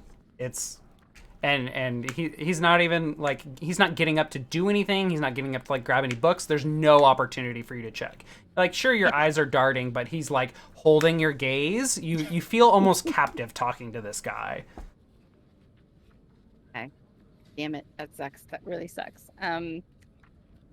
Is there anything, I guess, I'm for him, as a question, the only thing that they're bringing back are stories? There are no his items no. There are many books coming back directly as well. But many of the other kin of the Ravenlands don't have the technology, don't have the infrastructure. Books, sometimes we have to take blank books and write things down for the others, but there's not always enough time. Not enough supplies go out with the pilgrimages. They can't be gone too long. We do our best, but listen, I know you have the Inquisitor's ear, and it would be in the best interest of our people if you implicated Buds of Spring in the murder of his former lover. Jesus It shouldn't be too Christ. hard. The tale of passionate revenge. Our people here, it's what you need to understand. And he reaches over and pats you on the knee. Yeah, it's very gross. He's like, listen, pat, our people foolishly adore Buds of Spring and all of his notions, especially the young, the up and coming of our society. But we need to paint a real picture for them of how brutal our world is, how people like him are, and what is necessary for our people to survive. For us to unite as a people, Buds of Spring his notions need to die. And perhaps so does he, in order to make that happen. And if you all can unite the orc people and allow our leadership to move forward, our people to move forward, then you will have my vote in terms of this assault on Whaler's Hold. Interesting. But See if he'll bribe you. That'll be proof. oh, there you go. The That's a fact that really- he needs somebody else to do his dirty work means he is not the killer. I just want to point out that John in the chat said hack and slash is but a button click away. I mean, hack and slash is when you go toe to toe with someone. He does not have a weapon. He is an old man. If you want to just roll damage, you can roll damage. But I would love to. Oh, know that. fucking let's. I know He's that not our killer. We don't know that. We don't know that He's not our killer, Shannon. Okay. Yeah. So the takeaway is pin it on Buds of Spring or take him off the table, and I'll vote for you. Because he is, from his perspective, Buds of Spring is a threat to his power and his people and government's ability to move forward. Interesting. All right. So even though he might not be the killer, he's clearly working in tandem, if not directly, with the person who is responsible. So maybe Amaris was killed because she and Buds of Spring were connected and so close. So maybe she was listening to him and he saw that as a threat as well. Anyway, it's all coming together. Yes. It's all coming together. It's Either all that or coming he's together. just an elitist asshole who Piece of decides shit this is his old way to man. power. I Could mean, literally just be an old frog. I've who's always just described there. him as a fascist, so take that as you will. Yep. Really Ah! wish you wouldn't. I This really- is not fascism. This is just old man racism at the Okay. moment. Fair I enough. want to smash the patriarchy. All right, let me. Okay, That's fine. Yes, yes. What? Thank you so much for your time. Oh, thank you, my love. Thank you so much for coming to visit. Good luck with the investigation. I know you'll make the right choice. Okay. I'm gonna leave there and then immediately go take a shower. Very good. All right. Who's next? Why don't we do Merrick next? Okay, so I feel for like I'm getting left for last here. 'Cause I think we may have found our killer. you'll be next, and then I'm actually going to leave it up to Basil whether or not he does want to go visit circulation. We'll see if that is even important at this point. So, Merrick, you visit Undulant Embers, who we've described as Idris fucking Elba, as an orc in purple robes. You are going to walk into his all of the curators. The structure of their personal space, their living quarters is their office is up front, and then behind that is like the actually private quarters. So they do hold lots of meetings here, but their private space is their own. So you walk into Undulant Embers space. And it looks like, my description is pretty short, it is Snape's potion room. That is all I wrote down. Inquisitor, what can I do for you? Come to pick your brain, as you will, over what you know and see, feel concerning this investigation. This takes me back. When Gorthank was Inquisitor of Clear. Or wait, no, Gorthank worshipped Worm? Did I get this wrong? Gorthank worshipped Worm. He was Okay. he conducted pilgrimages. Oh, that's right. So you are Inquisitor of Worm. Apologies. Many a time Gorthank and I would sit here sipping our whiskey, discussing the comings and goings of pilgrimages. What was going on in our city, many other things. I miss him dearly, but have you here now? You lying? What? He is not lying. Not about that. Wait, does this allow you to know if someone's lying? Would you like me to post it again? It was true seeing, right? You see all things as they truly are? See all things as they truly are. The effect persists until you tell a lie. Can you see lies, though? Probably not. Can I see the truth? Well... Can I see the reaction on his face? Can I see his Oh, eyes? yeah, okay. So we're talking like micro expressions, heart rate, perspiration. You can see it all. It's all there to you. Full on the Yeah, mentalist. I see the truth. I was thinking lie to me, but yeah. Yeah, he's telling the truth. But you can also see that he is very defensive. Like his body language. I'm expecting that. Yeah. This is also if anyone in here is a fan of The Expanse, it's like when the Martians take that pill that like soups them up for interrogations. All right.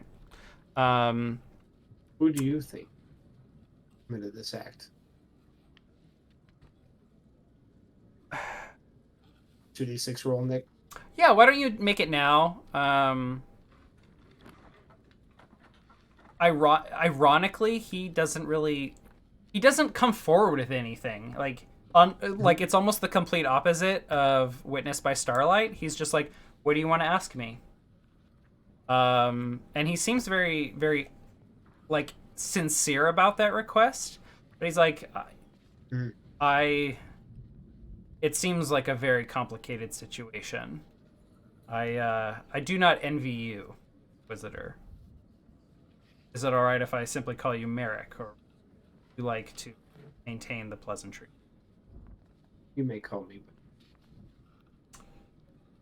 Not what's important here. What's important is finding the truth behind the situation. When I talk about the truth, I stare him in the eyes. Do I see any twitches? There is a reaction there. He says, I think what's important is how... If there's anything I learned from Gorthank, it is how to leverage a situation in favor, regardless of the truth. Our job, my job, is to serve the orc people. And if you wish to honor Gorthank, you will do the same. Do what is best for them. What is the best situation, or the best outcome, for the orc people situation? This situation is so much far beyond the murder of one curator, finding one lost lover, knowing what happened with a demon. There is a bigger picture here, a bigger scope, which you all are keenly aware of and made clear to me upon your arrival, that you are looking for allies, commit violence against other kin of the Ravenlands, the most well-equipped kin of the Ravenlands, who have held an iron fist over the rest of us for far too long. It is unfortunate that you make this request at a time when the orc people are so divided, so charged, so ready to lay down their burdens, when you need them to do the exact opposite. What you need to do, I believe, it is of course your choice, Inquisitor Merrick, is use this to light a fire. I fear that whatever the truth is, as complicated as it may be, may not inspire others the way it needs to. Complicated situations never inspire. They lead us to sit and think and scratch our head, try and understand. Our people need something simple. They need an enemy.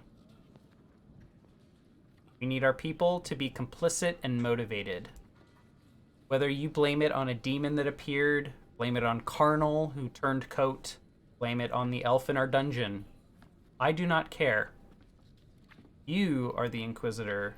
Gorthank understood that using knowledge to leverage power and knowing you're at disadvantage is key. Acquiring power.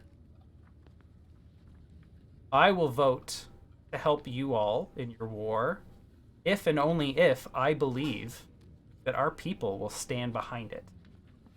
And it is in the best interest. But that is your decision to make.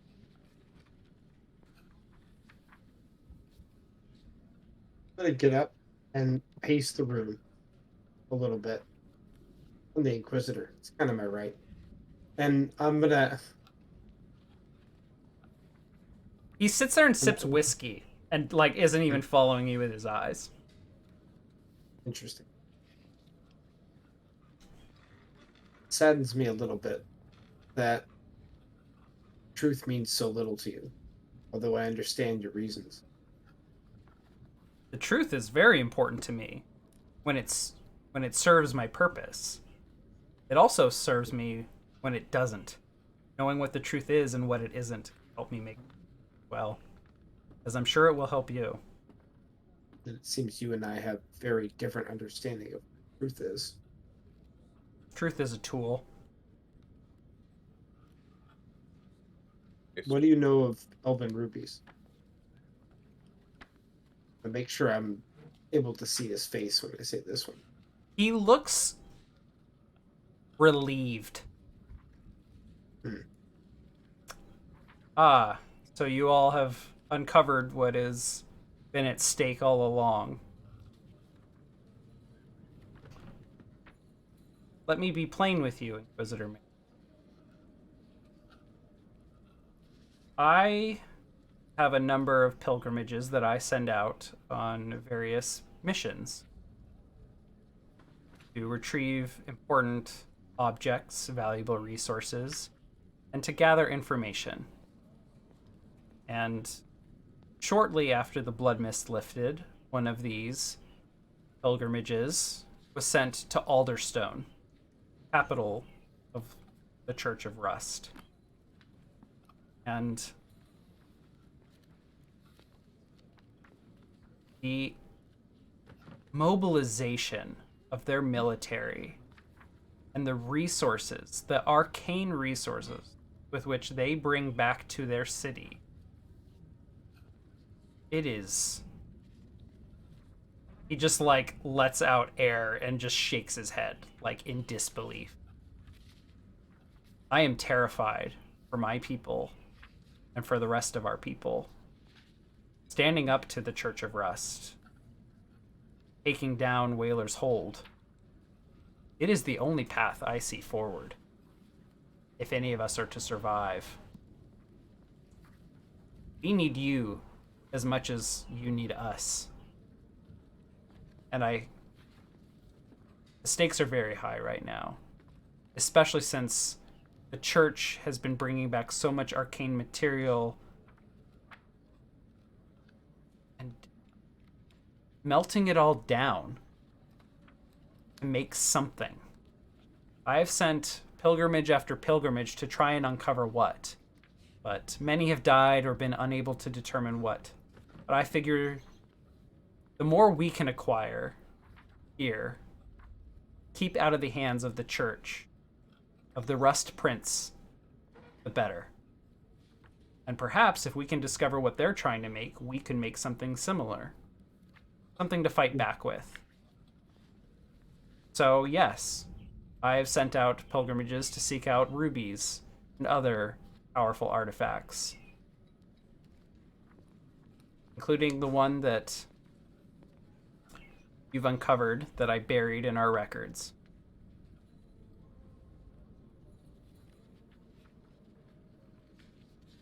What did Iris want?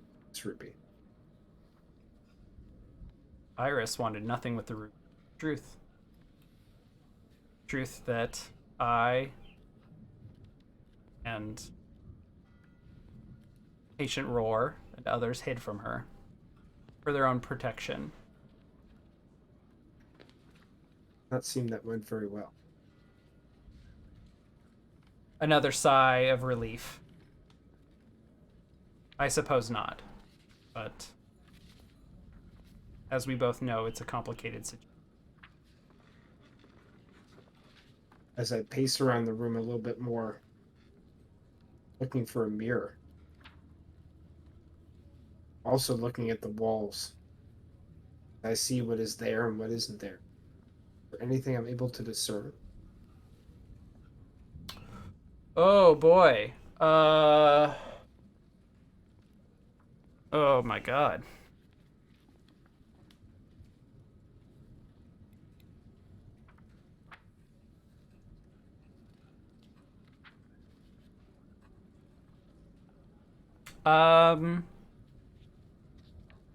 Yeah, there are a lot of enchantments in this room. And a lot of magical artifacts in the back, in his, like, his bedroom and private study. No rubies. I don't have anything like specific written down. Is there a staff of flow? No, there is not. Okay. Just checking. But I don't see a mirror. I don't see the places where I mean, runes, there, demonic runes may yeah, have like been his bedroom has a inscribed somewhere. mirror. Like every curator's gonna have a mirror, but there is no magic around this mirror. Okay. Just accuse him. What happened? So I can't lie. I propose How accusations work. that we make a deal. Or not a deal. Here it is plainly. I need you. I need this alliance of yours and the dwarves to work as much as you do. And beyond Whaler's Hold, I need you all to help bring us magical artifacts. Anything you can give us to help assemble some sort of weapon to counteract or attack the Church of Rust and whatever they're building. I don't know what they're building yet, but if we're ever going to defeat the Rust Prince, who has lived for over a century, you need us, and we need you. I will vote to help you if you pin it on a reasonable enemy that will motivate our people.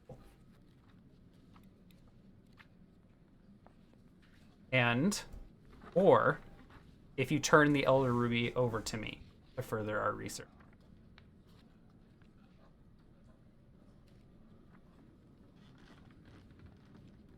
I'll take what you said into consideration. Good luck with your decision, Inquisitor. That's the end scene right there. Okay. Let's go to Wick. And Ancient Roar? Yep. Okay. So, you enter Patient Roar's chambers as he is meeting with Bark's Bane. They are sitting behind. It's a very simple room. There's just very plain, like, economical furniture in here. Nothing super fancy, but nothing cheap. It's just an office, really. Is his bedroom door open? I mean, there are no doors.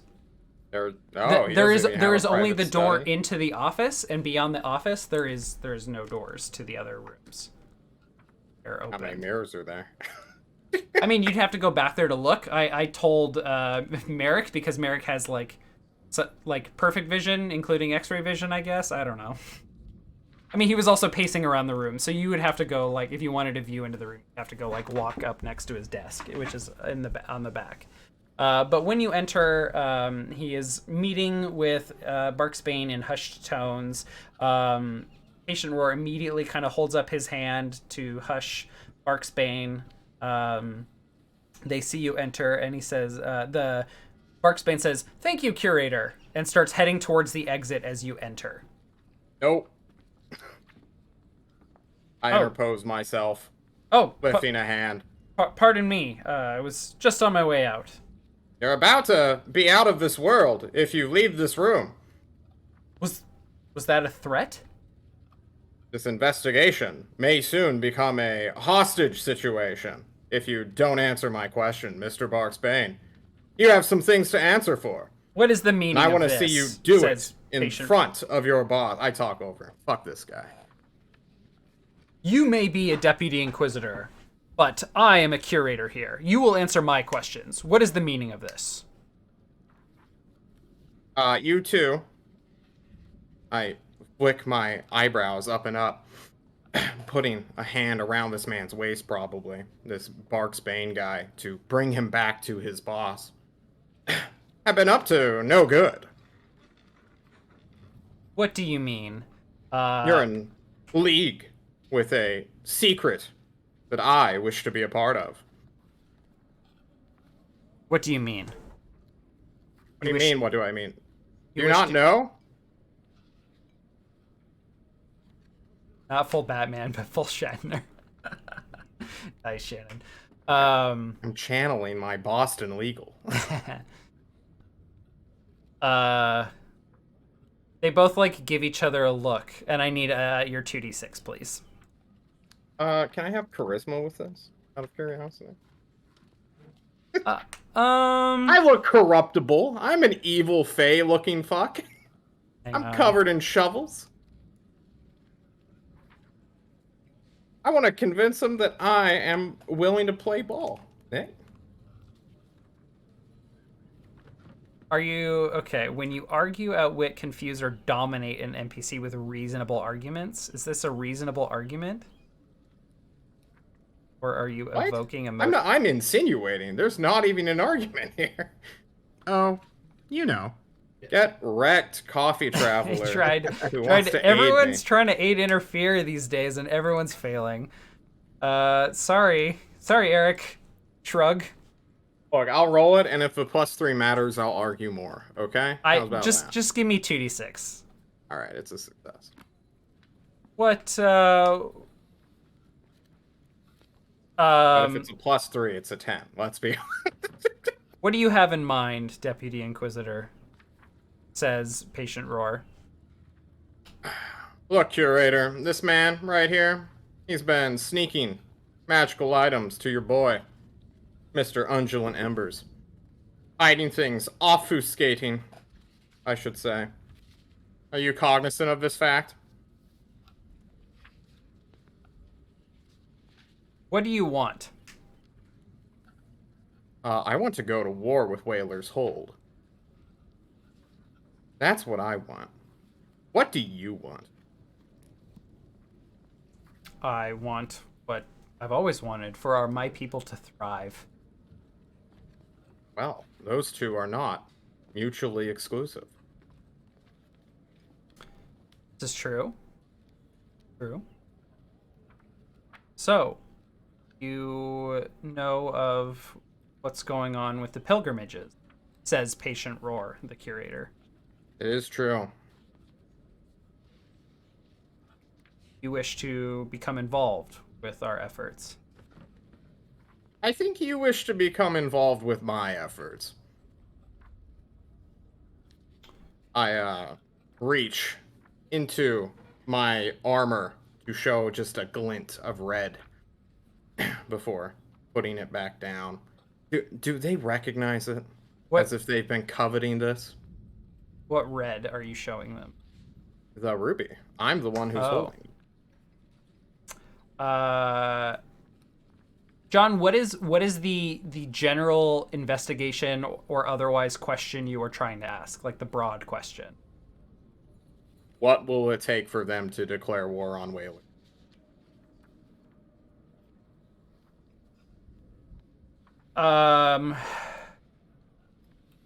You are offering us the ruby, are you? No, not this one.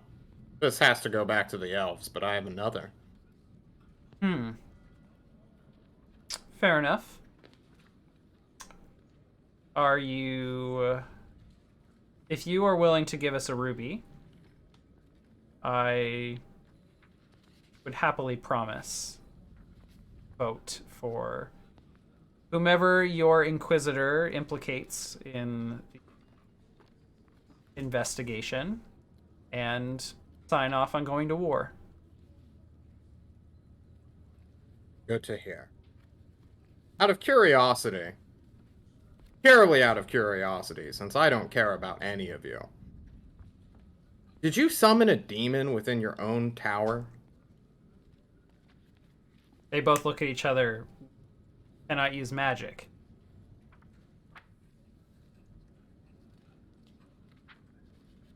Okay.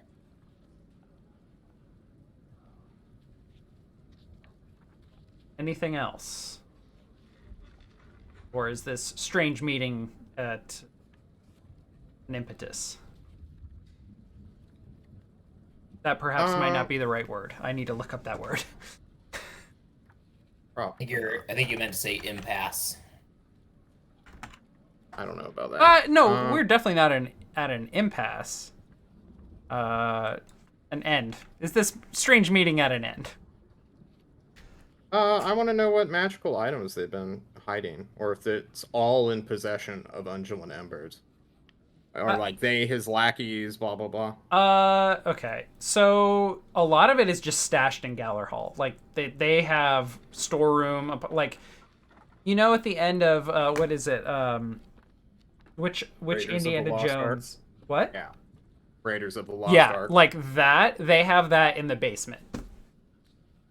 And there's other floors that have large areas of storage. Well, I bring it up because some of these things might be incredibly useful when I go and kill a god, so I'm looking for things of note or value to. Yeah. Bring us the ruby, and we'll talk. Seeing as is the ruby here in the city? No, it's in the Hollows. Well, 3 days away or so. then you are asking me to take you at your word that you'll bring us a ruby back. Yes. And I am willing to vote and willing to work with you on magic items, but I'm not willing to give you any now. I will need a show of faith. Of course. I'm not unreasonable like some of my more friendly allies. Glad to hear it. Okay, well, by the way, I look at this guy Buds of Spring didn't have more access than any other civilian of this town, right? Like, could anyone have gone up and just checked the records for the barracks or the? Anyone is. If you visit our circulation desks, I'm sure they would orient you completely. Our orientations are pristine, but. Yeah, but no. If a civilian could catch you and get like a full tome of like your wrongdoings, civilians are able to search records, but they're not able to pull. They're not able to see all objects. Many are labeled by myself or my fellow curators as restricted and require curator permission to view or borrow. Well, I'd go around slapping people on the shoulders. My murderous intent and aura trailing out of the room. Okay. All right. So, do you all feel like you need proof at this point? Do you need Basil to go get the records? Is my question. Or do you want to send Basil to talk to anyone else or do anything else? The only one we haven't talked to is Moonlight. I'm wondering if Moonlight isn't maybe like someone we should be talking to, just because like we're taking Buds of Spring at his word. But we've never spoken to Moonlight. What if Moonlight is actually like a clever sneaky sneak? Yeah, misdirecting us all. I'm just gonna interrupt you all and just insert like some rumors you've heard.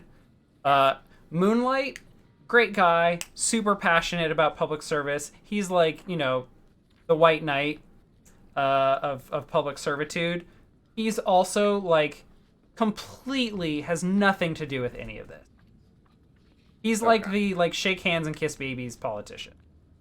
Gross. But like in a good way. I guess there is no good way of kissing babies. Who else we need to talk to? Shaking babies and kissing hands and shit. Yeah. Talking to the bard themselves. Yeah, maybe we. Oh gosh, then that's probably some. I don't want to send Sweet Basil off to. Got chives to protect him. Fine. I can fight. I can handle it. True. Okay. Yeah, I got spells now. Diabolus is with him too. If all else fails, seduce.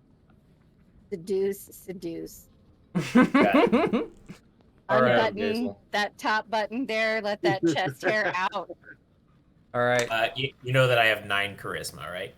Yep. All right, you're going to the Salience Amphitheater then? Yeah, I gotta go backstage.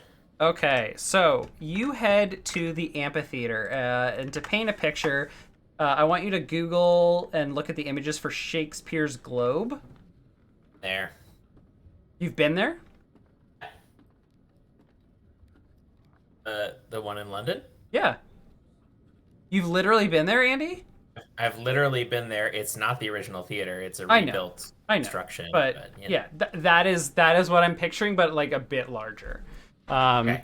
So it's have it in here. Yes. It is, you enter an oval-shaped amphitheater with like 3 or 4 stories of seating around a raised platform of a stage.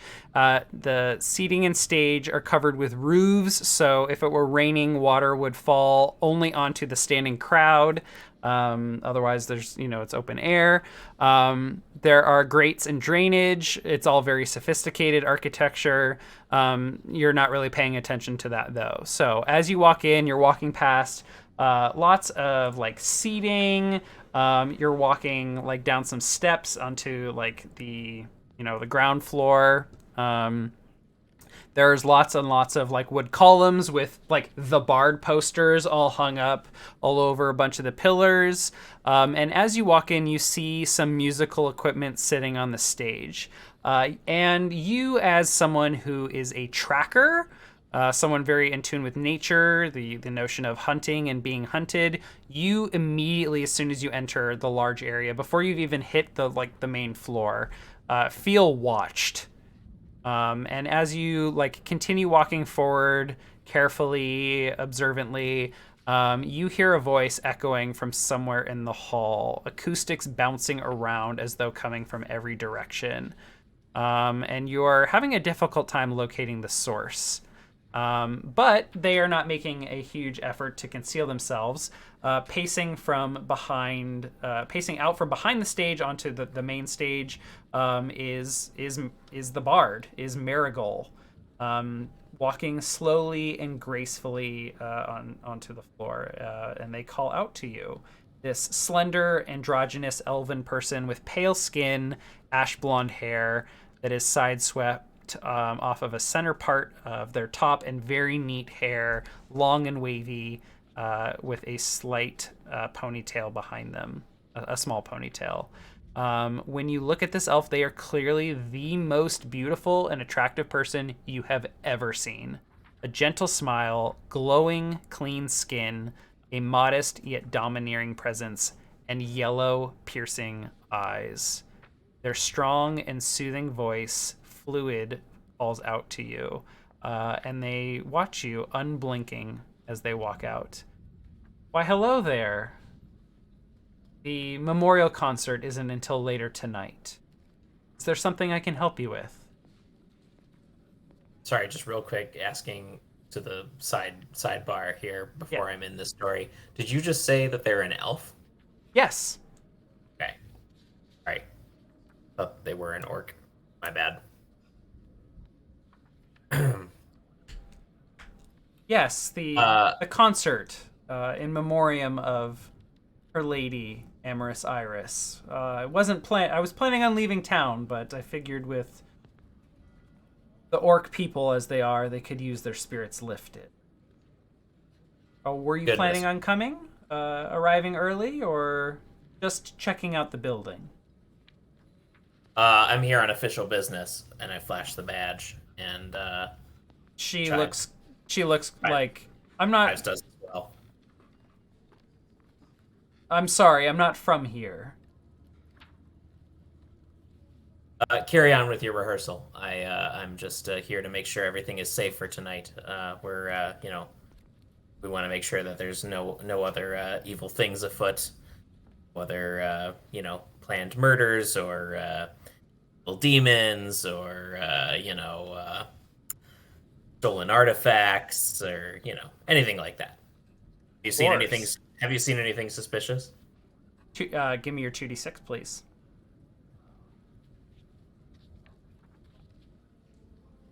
Okay.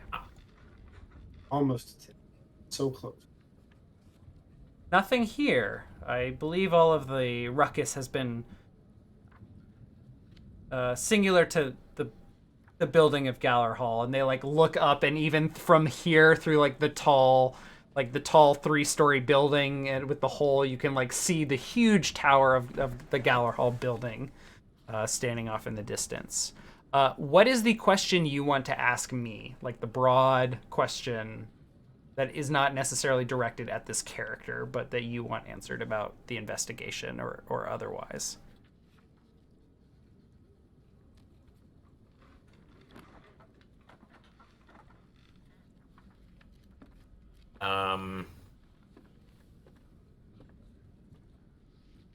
And I want to see if Marigold will admit to it, cop to it.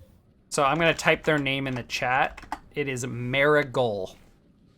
Yep, Marigold. Got it. Okay, John. Area. Sorry, I will acknowledge that it's Marigold. As a tactic of infuriating people you're interrogating, I will insist on saying Marigold. Okay. Just in the way that I've been saying Oregon in our chat. So son of a bitch. Dare you? Do you see how effective it is? I just want you to see how effective that is at antagonizing someone you're trying I mean, to interact me, with. Nick, I'm antagonized. That's for sure. Your question, Andy. Question to you in the story sense was whether or not Marigal will own it. Will Acknowledge that That she they're murdered a person? her role in this. Marigal is they them, and no. I apologize. You'll kind of like poke around. You'll watch them very carefully. You'll maybe even confront them, and they will give nothing away. And I'll continue my security inspection and then celebrate with the bard and see if they want to share a drink for their big night. There's a great deal of preparation to do. I'm attempting to write a song to commemorate and honor Iris, but I've never known a songwriter who couldn't benefit from a little liquid creativity. This is some of the finest gin that has ever been distilled in the Ravenlands. Oh shit! Give me a charisma check, please. Fuck. Fuck. Hey. Success.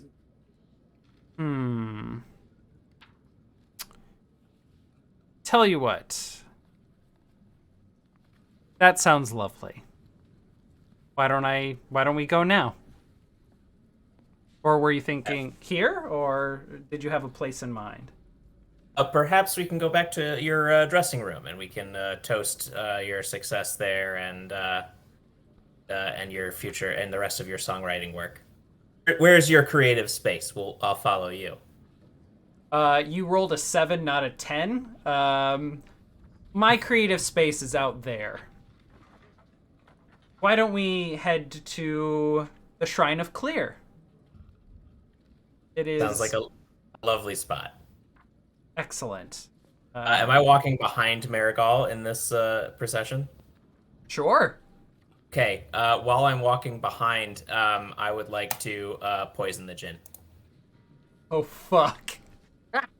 Which Oh my god! Oh wow! which poison do you have? Bloodweed. You have bloodweed? Oh wow. That's really good. Oh man. You won the battle wizard, bro. Okay. Hell yeah. So they will in secret, discreetly, like take out the bottle and just Okay. Yeah, wow, that is good. That's so good, Andy. Nice. I am a poisoner and it's my gin, but if you want me to roll something... No, I don't think you need to roll here. I think that's awesome. I think you catch them in a moment where they're like you have chives like walk next to them and they're like really taking an interest in this strange ibex that is just extremely fascinating to them. And you have a moment to contaminate your gin. So it is all contaminated, though, is the thing. Every drop of it. You can't like parse it out. So please make a note on your gin that all of it is super fucked. Yeah. You get them to try your gin and they love it and they finish the whole shot. And I think just like kind of carrying forward this this kind of partial success for this investigation, that you don't really get much more out of them. They just kind of like small talk with you, maybe talk about like being on the road and ask you about. They notice that you're half elf, and ask you about your heritage and. Mom? Yeah, I think I share a little bit of my apprehension towards the Red Runners and their entire crew. What is your apprehension towards them? I just it's mostly bitterness, but you know, I would just I question their methodology and the true goal that they focus on and how they go about it. It's it's not a legacy to maintain if it's one of violence and predation. Uh, in all of my travels, I've found that most don't really know what they stand for, and it is those at the top that the ones making decisions, especially in societies such as these. And So true. I have a well, question. yes. In order to get Marigal to be poisoned, why did I have to be poisoned as well? Did I have to like convincingly drink as well? As a Uh, prisoner, aren't you immune? Am I immune? Okay. I This thought that was a separate move. iocane powder style. Like I've got an immunity to it. Don't Cacophony, don't you have a separate move that makes you immune to your own poison? No, that's part of the mantle of being a poisoner is that you build up an immunity. Let me I thought it was so that part I'm not of Brewer. blacking out of my ass Oh here. no, maybe not. You've mastered the care and use of poison. Choose a poison. It is no longer dangerous for you to use. Huh.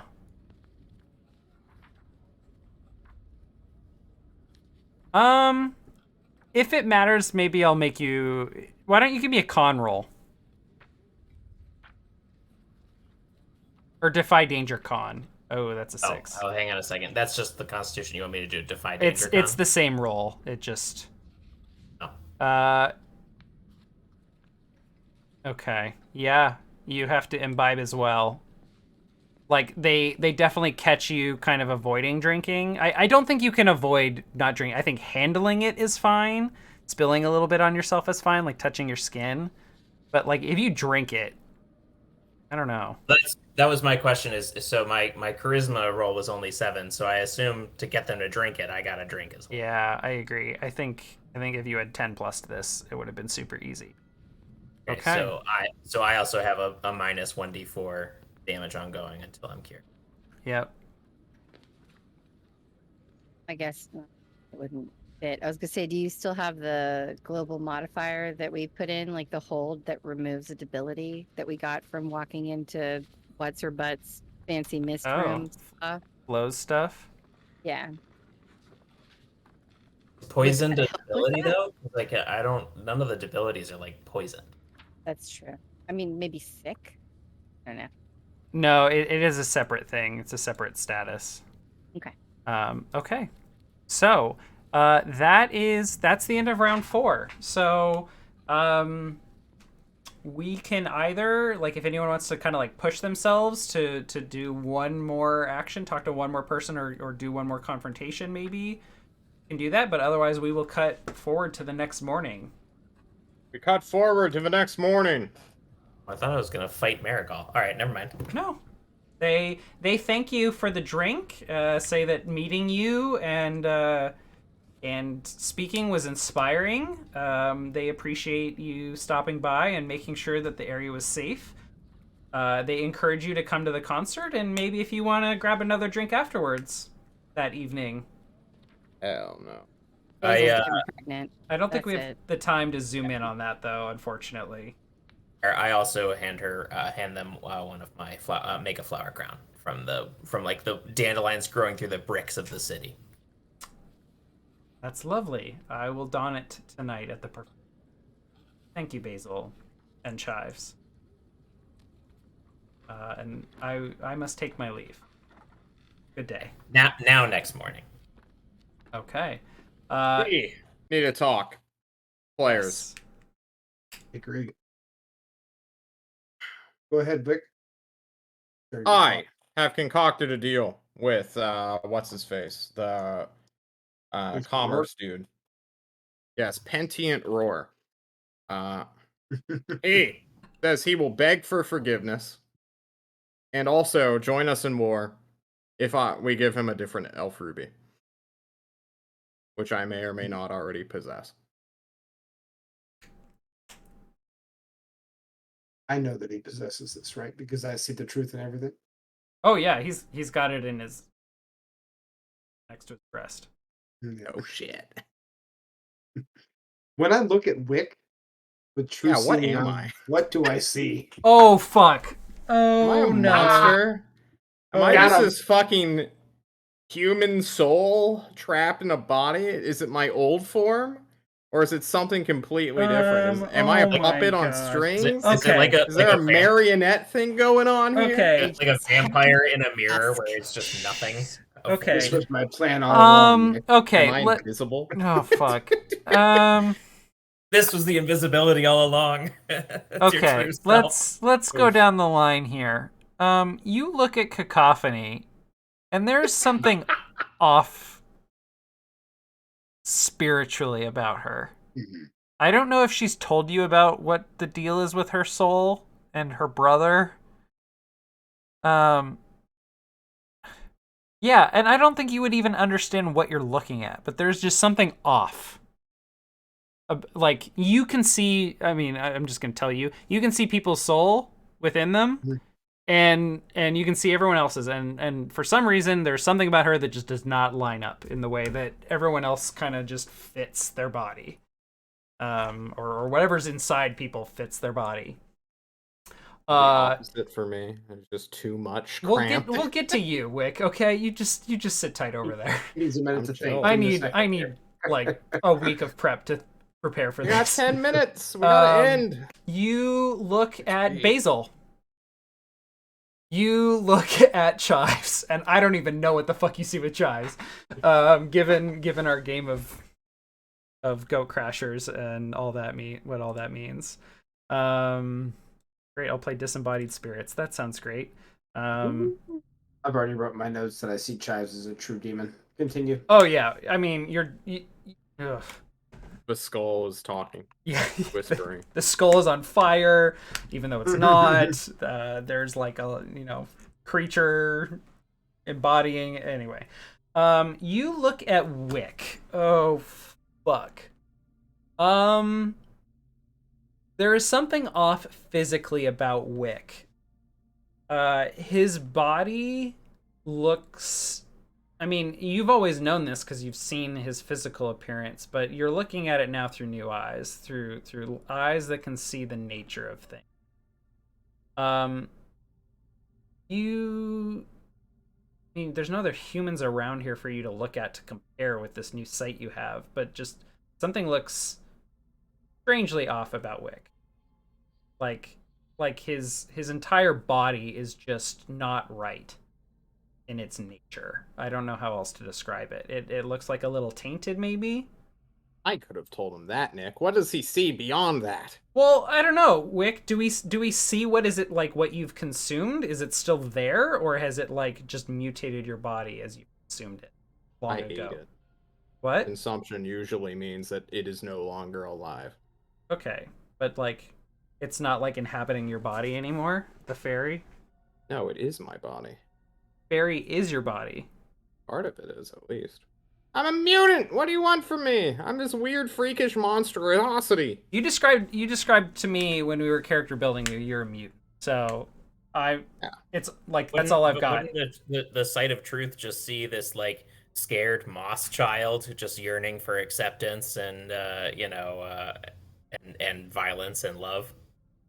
I think you see a black void, Merrick, of just a swirling, all-consuming ball of destruction, ready to be unleashed upon this world. That is just barely being contained within my frail, mutant body. How about that? Well, let's talk about the nature of Veil and not Veil, but the sword. That I think that's where your eyes are drawn first when you look at Wick, not his strange mutant body and whatever the fuck that means in terms of what you can see, but the sword within his body. Oh yeah, there is a mass within his body, right around the gut area, and it is not nothing. It is everything. It is the exact opposite. It is raw potential. It is raw magic. I don't know if you've ever seen it before, but every characteristic of any spell you've ever seen with Detect Magic or True Sight, it is all there. Is it the opposite of the void then? It is the opposite of the void. It is the void, and it is the opposite of the void at the same time. I'm Yin and antimatter, yang? baby.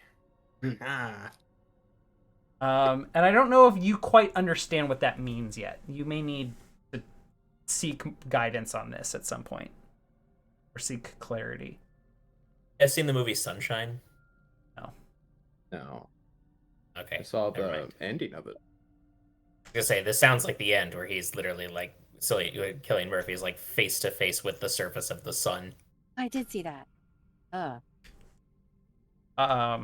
We will eventually figure out what this means, Eric, but you'll need, I don't think you can quite comprehend it yet, but it is the most unnatural and yet natural looking thing you have seen today with this vision. I am one with the cosmos, but I need experience. So, to get us back on track just a little bit, Yes. we initially came here to Orc Town, Galler Hall, excuse me, to get them to join our alliance. Yes. We are not in a position to remove all of their power structure to get them to go to war with us by picking one guy and execute. We more or less need to play with whoever is the main mover or societal holder, who has the most keys to running this place. And we need to get them on side. I got one of them for a cost. What is the cost of everybody else? You have one guy who wants to murder a man who is innocent and has like a weird whistleblower gotten his girlfriend killed, or wife, beloved, who knows. So, you know, he's not going to step up to bat and be like, oh, I'll take over all the leadership and go immediately to war with you. The what's his name? Starlight Man. Mm-hmm. He'll do that. What about Magnus the Red or Undulated Embers?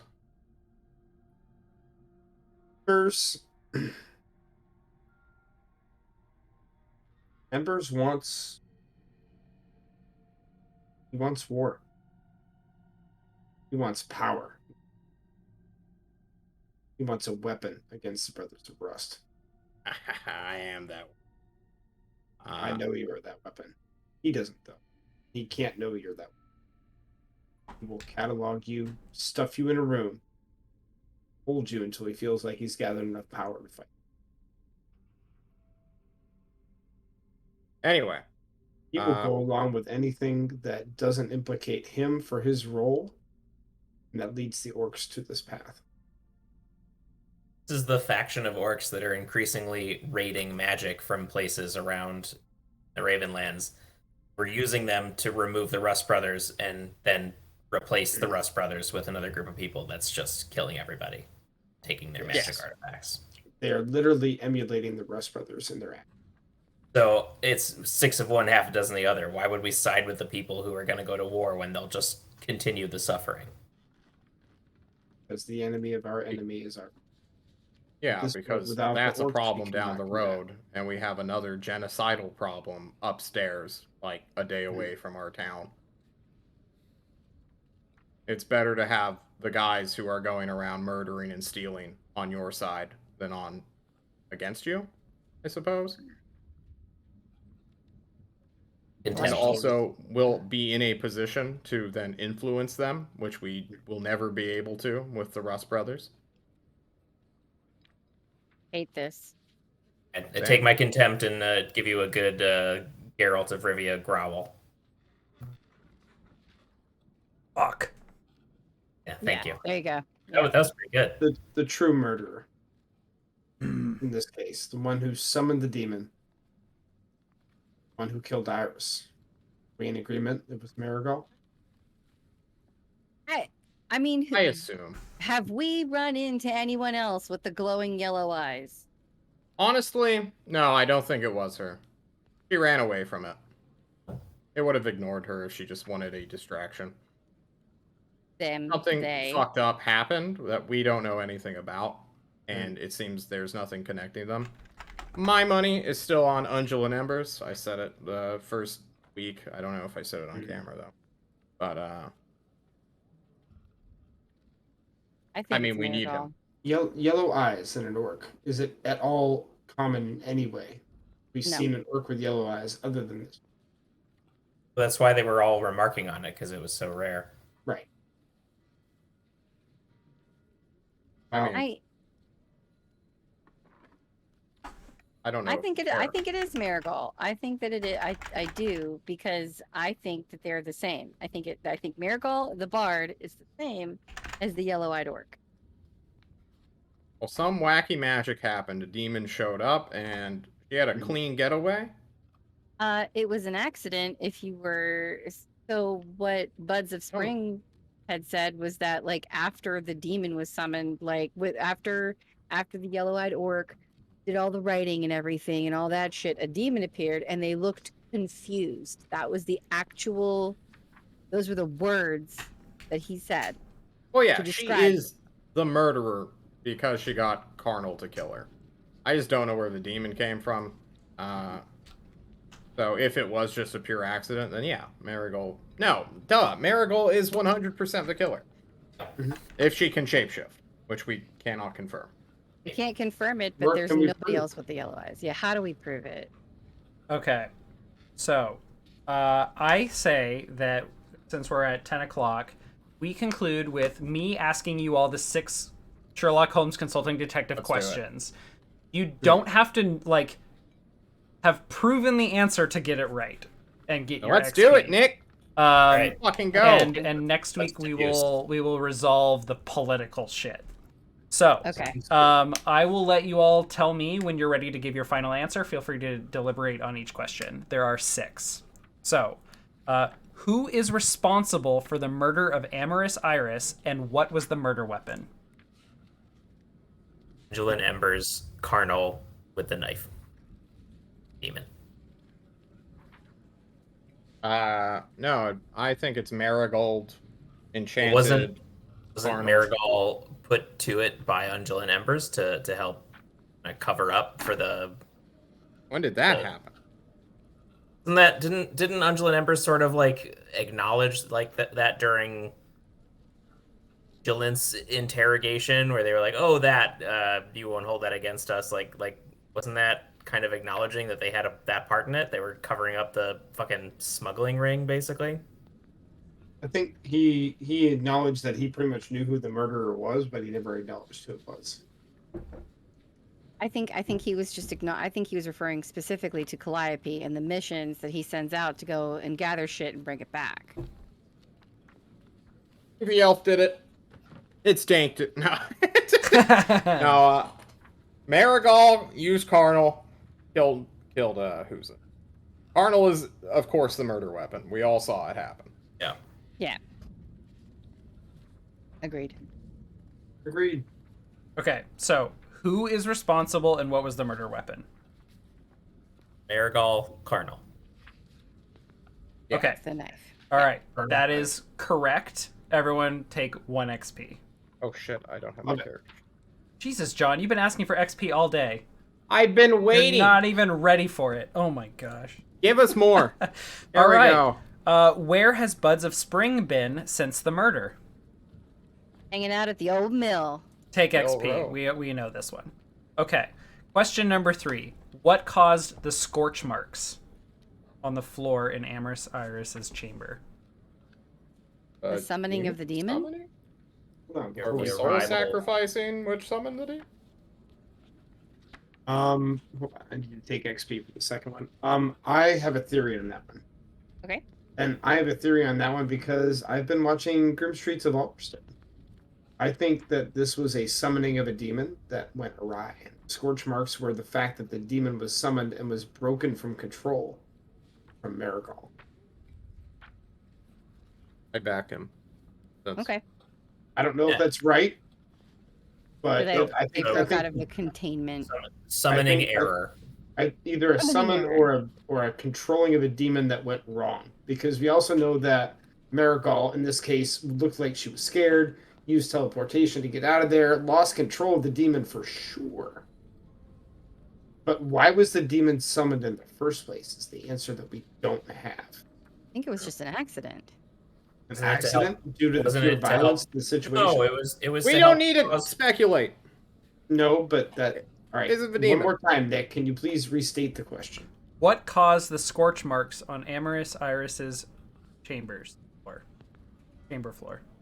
I would say we're either going to say the summoning of the demon or the demon breaking free from control of whoever summoned it. Just say the demon. Say the demon. Say the demon. The demon. This is wrong. demon. Nick. That is not a complete answer. Or not the complete answer, so I am not going to award that. Okay. Damn it. Who has been the one cooking the actual books regarding the pilgrimages when they return? Oh, what the fuck is that dude's name? Branch guy. Oh Arksbane? god. This is when John fucking up all the names is gonna hurt. Yeah. The Arksbane has been the one that has been Arksbane. cooking the books. He's the Arksbane. steward of patient rule. Correct. Take XP. Hey.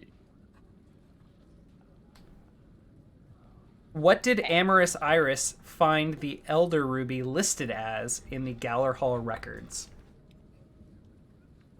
Flo's weather staff. Staff of Flow. Final The answer? only item Oh. don't not yet. Yeah, it was a staff of. The Staff of Flow was the only thing that we found as an item that led down the train. But did we look at the records close enough to find that?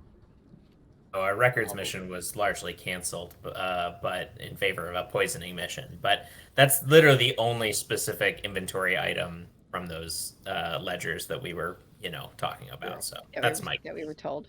Okay, half of yeah. Flo. I agree with Andy that is our best answer. That is correct. They were listing alternate items in the registry and then burying them and listing them as other things that people couldn't actually find, even though they had to be cataloged as an item, but they buried it so well that they could store it but not actually have it referenced. If we had found the Staff of Flow, would we have found just like a piece of wood that they just said was a Staff of Flow, If you basically to cover it up? If you had followed the circulation number references, you would have found ultimately a reference to the box that Amorous Iris had and gave to. Well, actually, I shouldn't answer this because this is the last question. Who stole the Elder Ruby? Like. Hang on, what do you mean by initially? Good From point. the Or shrine? inevitably. Good point. Because the Elder Ruby has changed hands like 5 times. Yeah. Wick is the answer. He stole the I mean, yeah. You know what? I'm Okay. just going to award Initially, this one. I'm just we'll going to say award Calliope. this one. Right? So Okay. the He's given us XP. Sparks Yes, Bane. Calliope Yeah. Candor led a pilgrimage, attacked the Unts, brought it back to Galler Hall, where it was cataloged and brought to Galler Hall. Undulant Embers, using the reference of Staff of Flow, hit it, and Amorous Iris, doing research with Ether Rose, found it buried, sifted through all the self-referential bullshit, and found it, took it, and confronted Undulant Embers, actually. During the hours between when she visited Dank Dew and then came back for, Buds of Spring, she did this research and confronted Undulant Embers. He actually, confessed to her, at which point she went and freed Buds of Spring, and went back to her chambers to talk with him, to work on repairing the trust in their relationship, and kind of hide him too, because she needed time to confront and shed light on this before like announcing that Buds of Spring was free, and clearing his name. But she was killed. At which point, Marigold, disguised as an orc, because Marigold is a shapeshifter,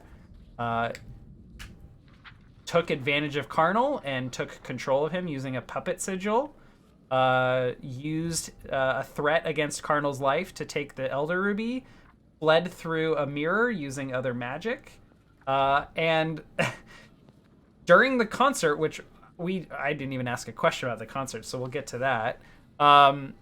Marigold left the ruby, and it was stolen by the Merry Magpies. Marigold very nearly killed one of them, which Hit something. it was Duster. Duster was the one who was injured. Duster nearly got killed by Marigold as they escaped. Right. Marigold had thrown this concert as the bard and charmed like everyone in attendance and made them believe that it was the raddest concert they had ever seen. So the answer to your question is Calliope, Embers, Iris, Marigold, Selkies, and then Cacophony. And then Wick. Yep, and then Wick. Wick. Did Marigold have a reason not to trust Ezel when he first came to the theater? Marigold withheld the fact that they had been stolen from. Yeah, ACAB, bro. Oh, fair. You're right. Okay. Do There's I get XP for that? Yes, everyone take XP. There's a lot going on with Marigold that y'all still don't understand. So I'm not going to answer that question yet. How long is Marigold poisoned for, by the way? A long time. I mean... Oh, great. Okay. Like, I'm like, you earned that. They are poisoned if you confront them. Well, I just didn't know how long until, they notice that they're not dealing as much damage as they should and confront Let's go find out. a damaged, How dysfunction How doctor. anxious was Basil feeling during that entire encounter? Or what was Basil feeling? I should ask. Cool as a cucumber. Just, ready to do whatever was necessary to keep everyone safe. If that was,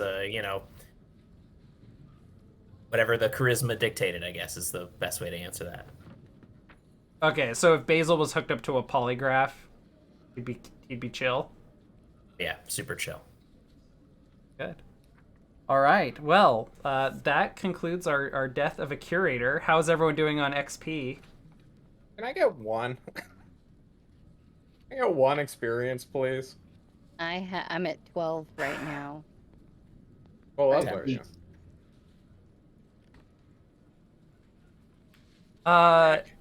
Hey, John. Yeah. Roll me Defy Danger Con. Oh my god. Okay.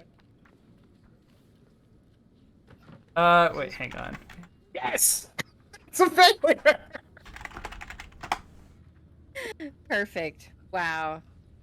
What do I learn, Nick? Injure him. Oh, what do I learn? Hey, John. Yeah. Reduce your maximum HP by 1 Wow. permanently. Oh my god. That's fine. How much XP? Wait, So how much what? HP do you have? I have 22 now, but as soon as I level up here, it's going straight back. I guess. Fair enough. Fair enough. All right. What is that as a result of? Do we not Yeah. know? Wick, you... Oh my god. He I literally kill just fucking- someone, don't I, Nick? He literally just trip over his shovel mail and like bump his head. The ruby is just going into my chest. No. Your No, it's a blade, sword. the blade Sword, within you but- that you can feel. You've felt it there for a year now? Longer?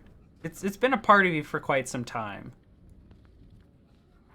There is... As soon as you meet back up with Merrick, something feels wrong within you. You've got an upset tum tum. Well, it's a good thing that today's sponsor, everybody, is Tums. Go to your local pharmacy, your supermarket, wherever you can find this little blue bottle. I am a preference to the assorted berry collection that they have, where there's blueberries, for some reason a banana tasting one, but also cherry and raspberry. It tastes like red. So please, everyone, go buy Tums. Don't Link. let the blade inside you, dictate your day. Visit tums.com/fabletable and Yes. get a special discount code. Yeah, one Tum free. Just the one. Use the discount code. He's an ibex, all caps, no spaces. There we go. Perfect. We love our chalk here. Yeah. All right. It's made out of bone. Earwigs and wax. So, for everyone who's watching live or catching the VOD, we've got a lot coming up on Friday, Grim Streets of Alderstone. On Saturday, I'm participating in the Werewolf of Ashfires on Koibu's channel. It's a 12-hour stream from 10 to 10 Pacific time. I'm in the late group where we are going to be confronting a werewolf or group of werewolves as level 1 characters. We literally cannot kill the werewolves. We can't kill them. So... it's going to be a fucking blast, actually. I'm very excited. Outside the box. On Sunday, our GM turns 32. So, Thanks for the... A third of a century old. Wait, no. You're like a baby. Hey, Nick. Every year after 25 is meaningless. I know. I've been true. feeling it for a while. All right, thank you everyone for watching. Have a good night. I'm going to leave our mics on after we leave. If you want to listen to us chat and make fun of how old I am, which is really making fun of how old Brian and Shannon are. And Andy, who's as old as I am. So I was going to say, I've been 32 for 2 months now. So yeah, so God, fuck you're you, all John, and your babies. youth. Thank you, Valid, for the subscription, and we'll see you all next week for more Song of the Ravenlands. Good night. Bye, friends.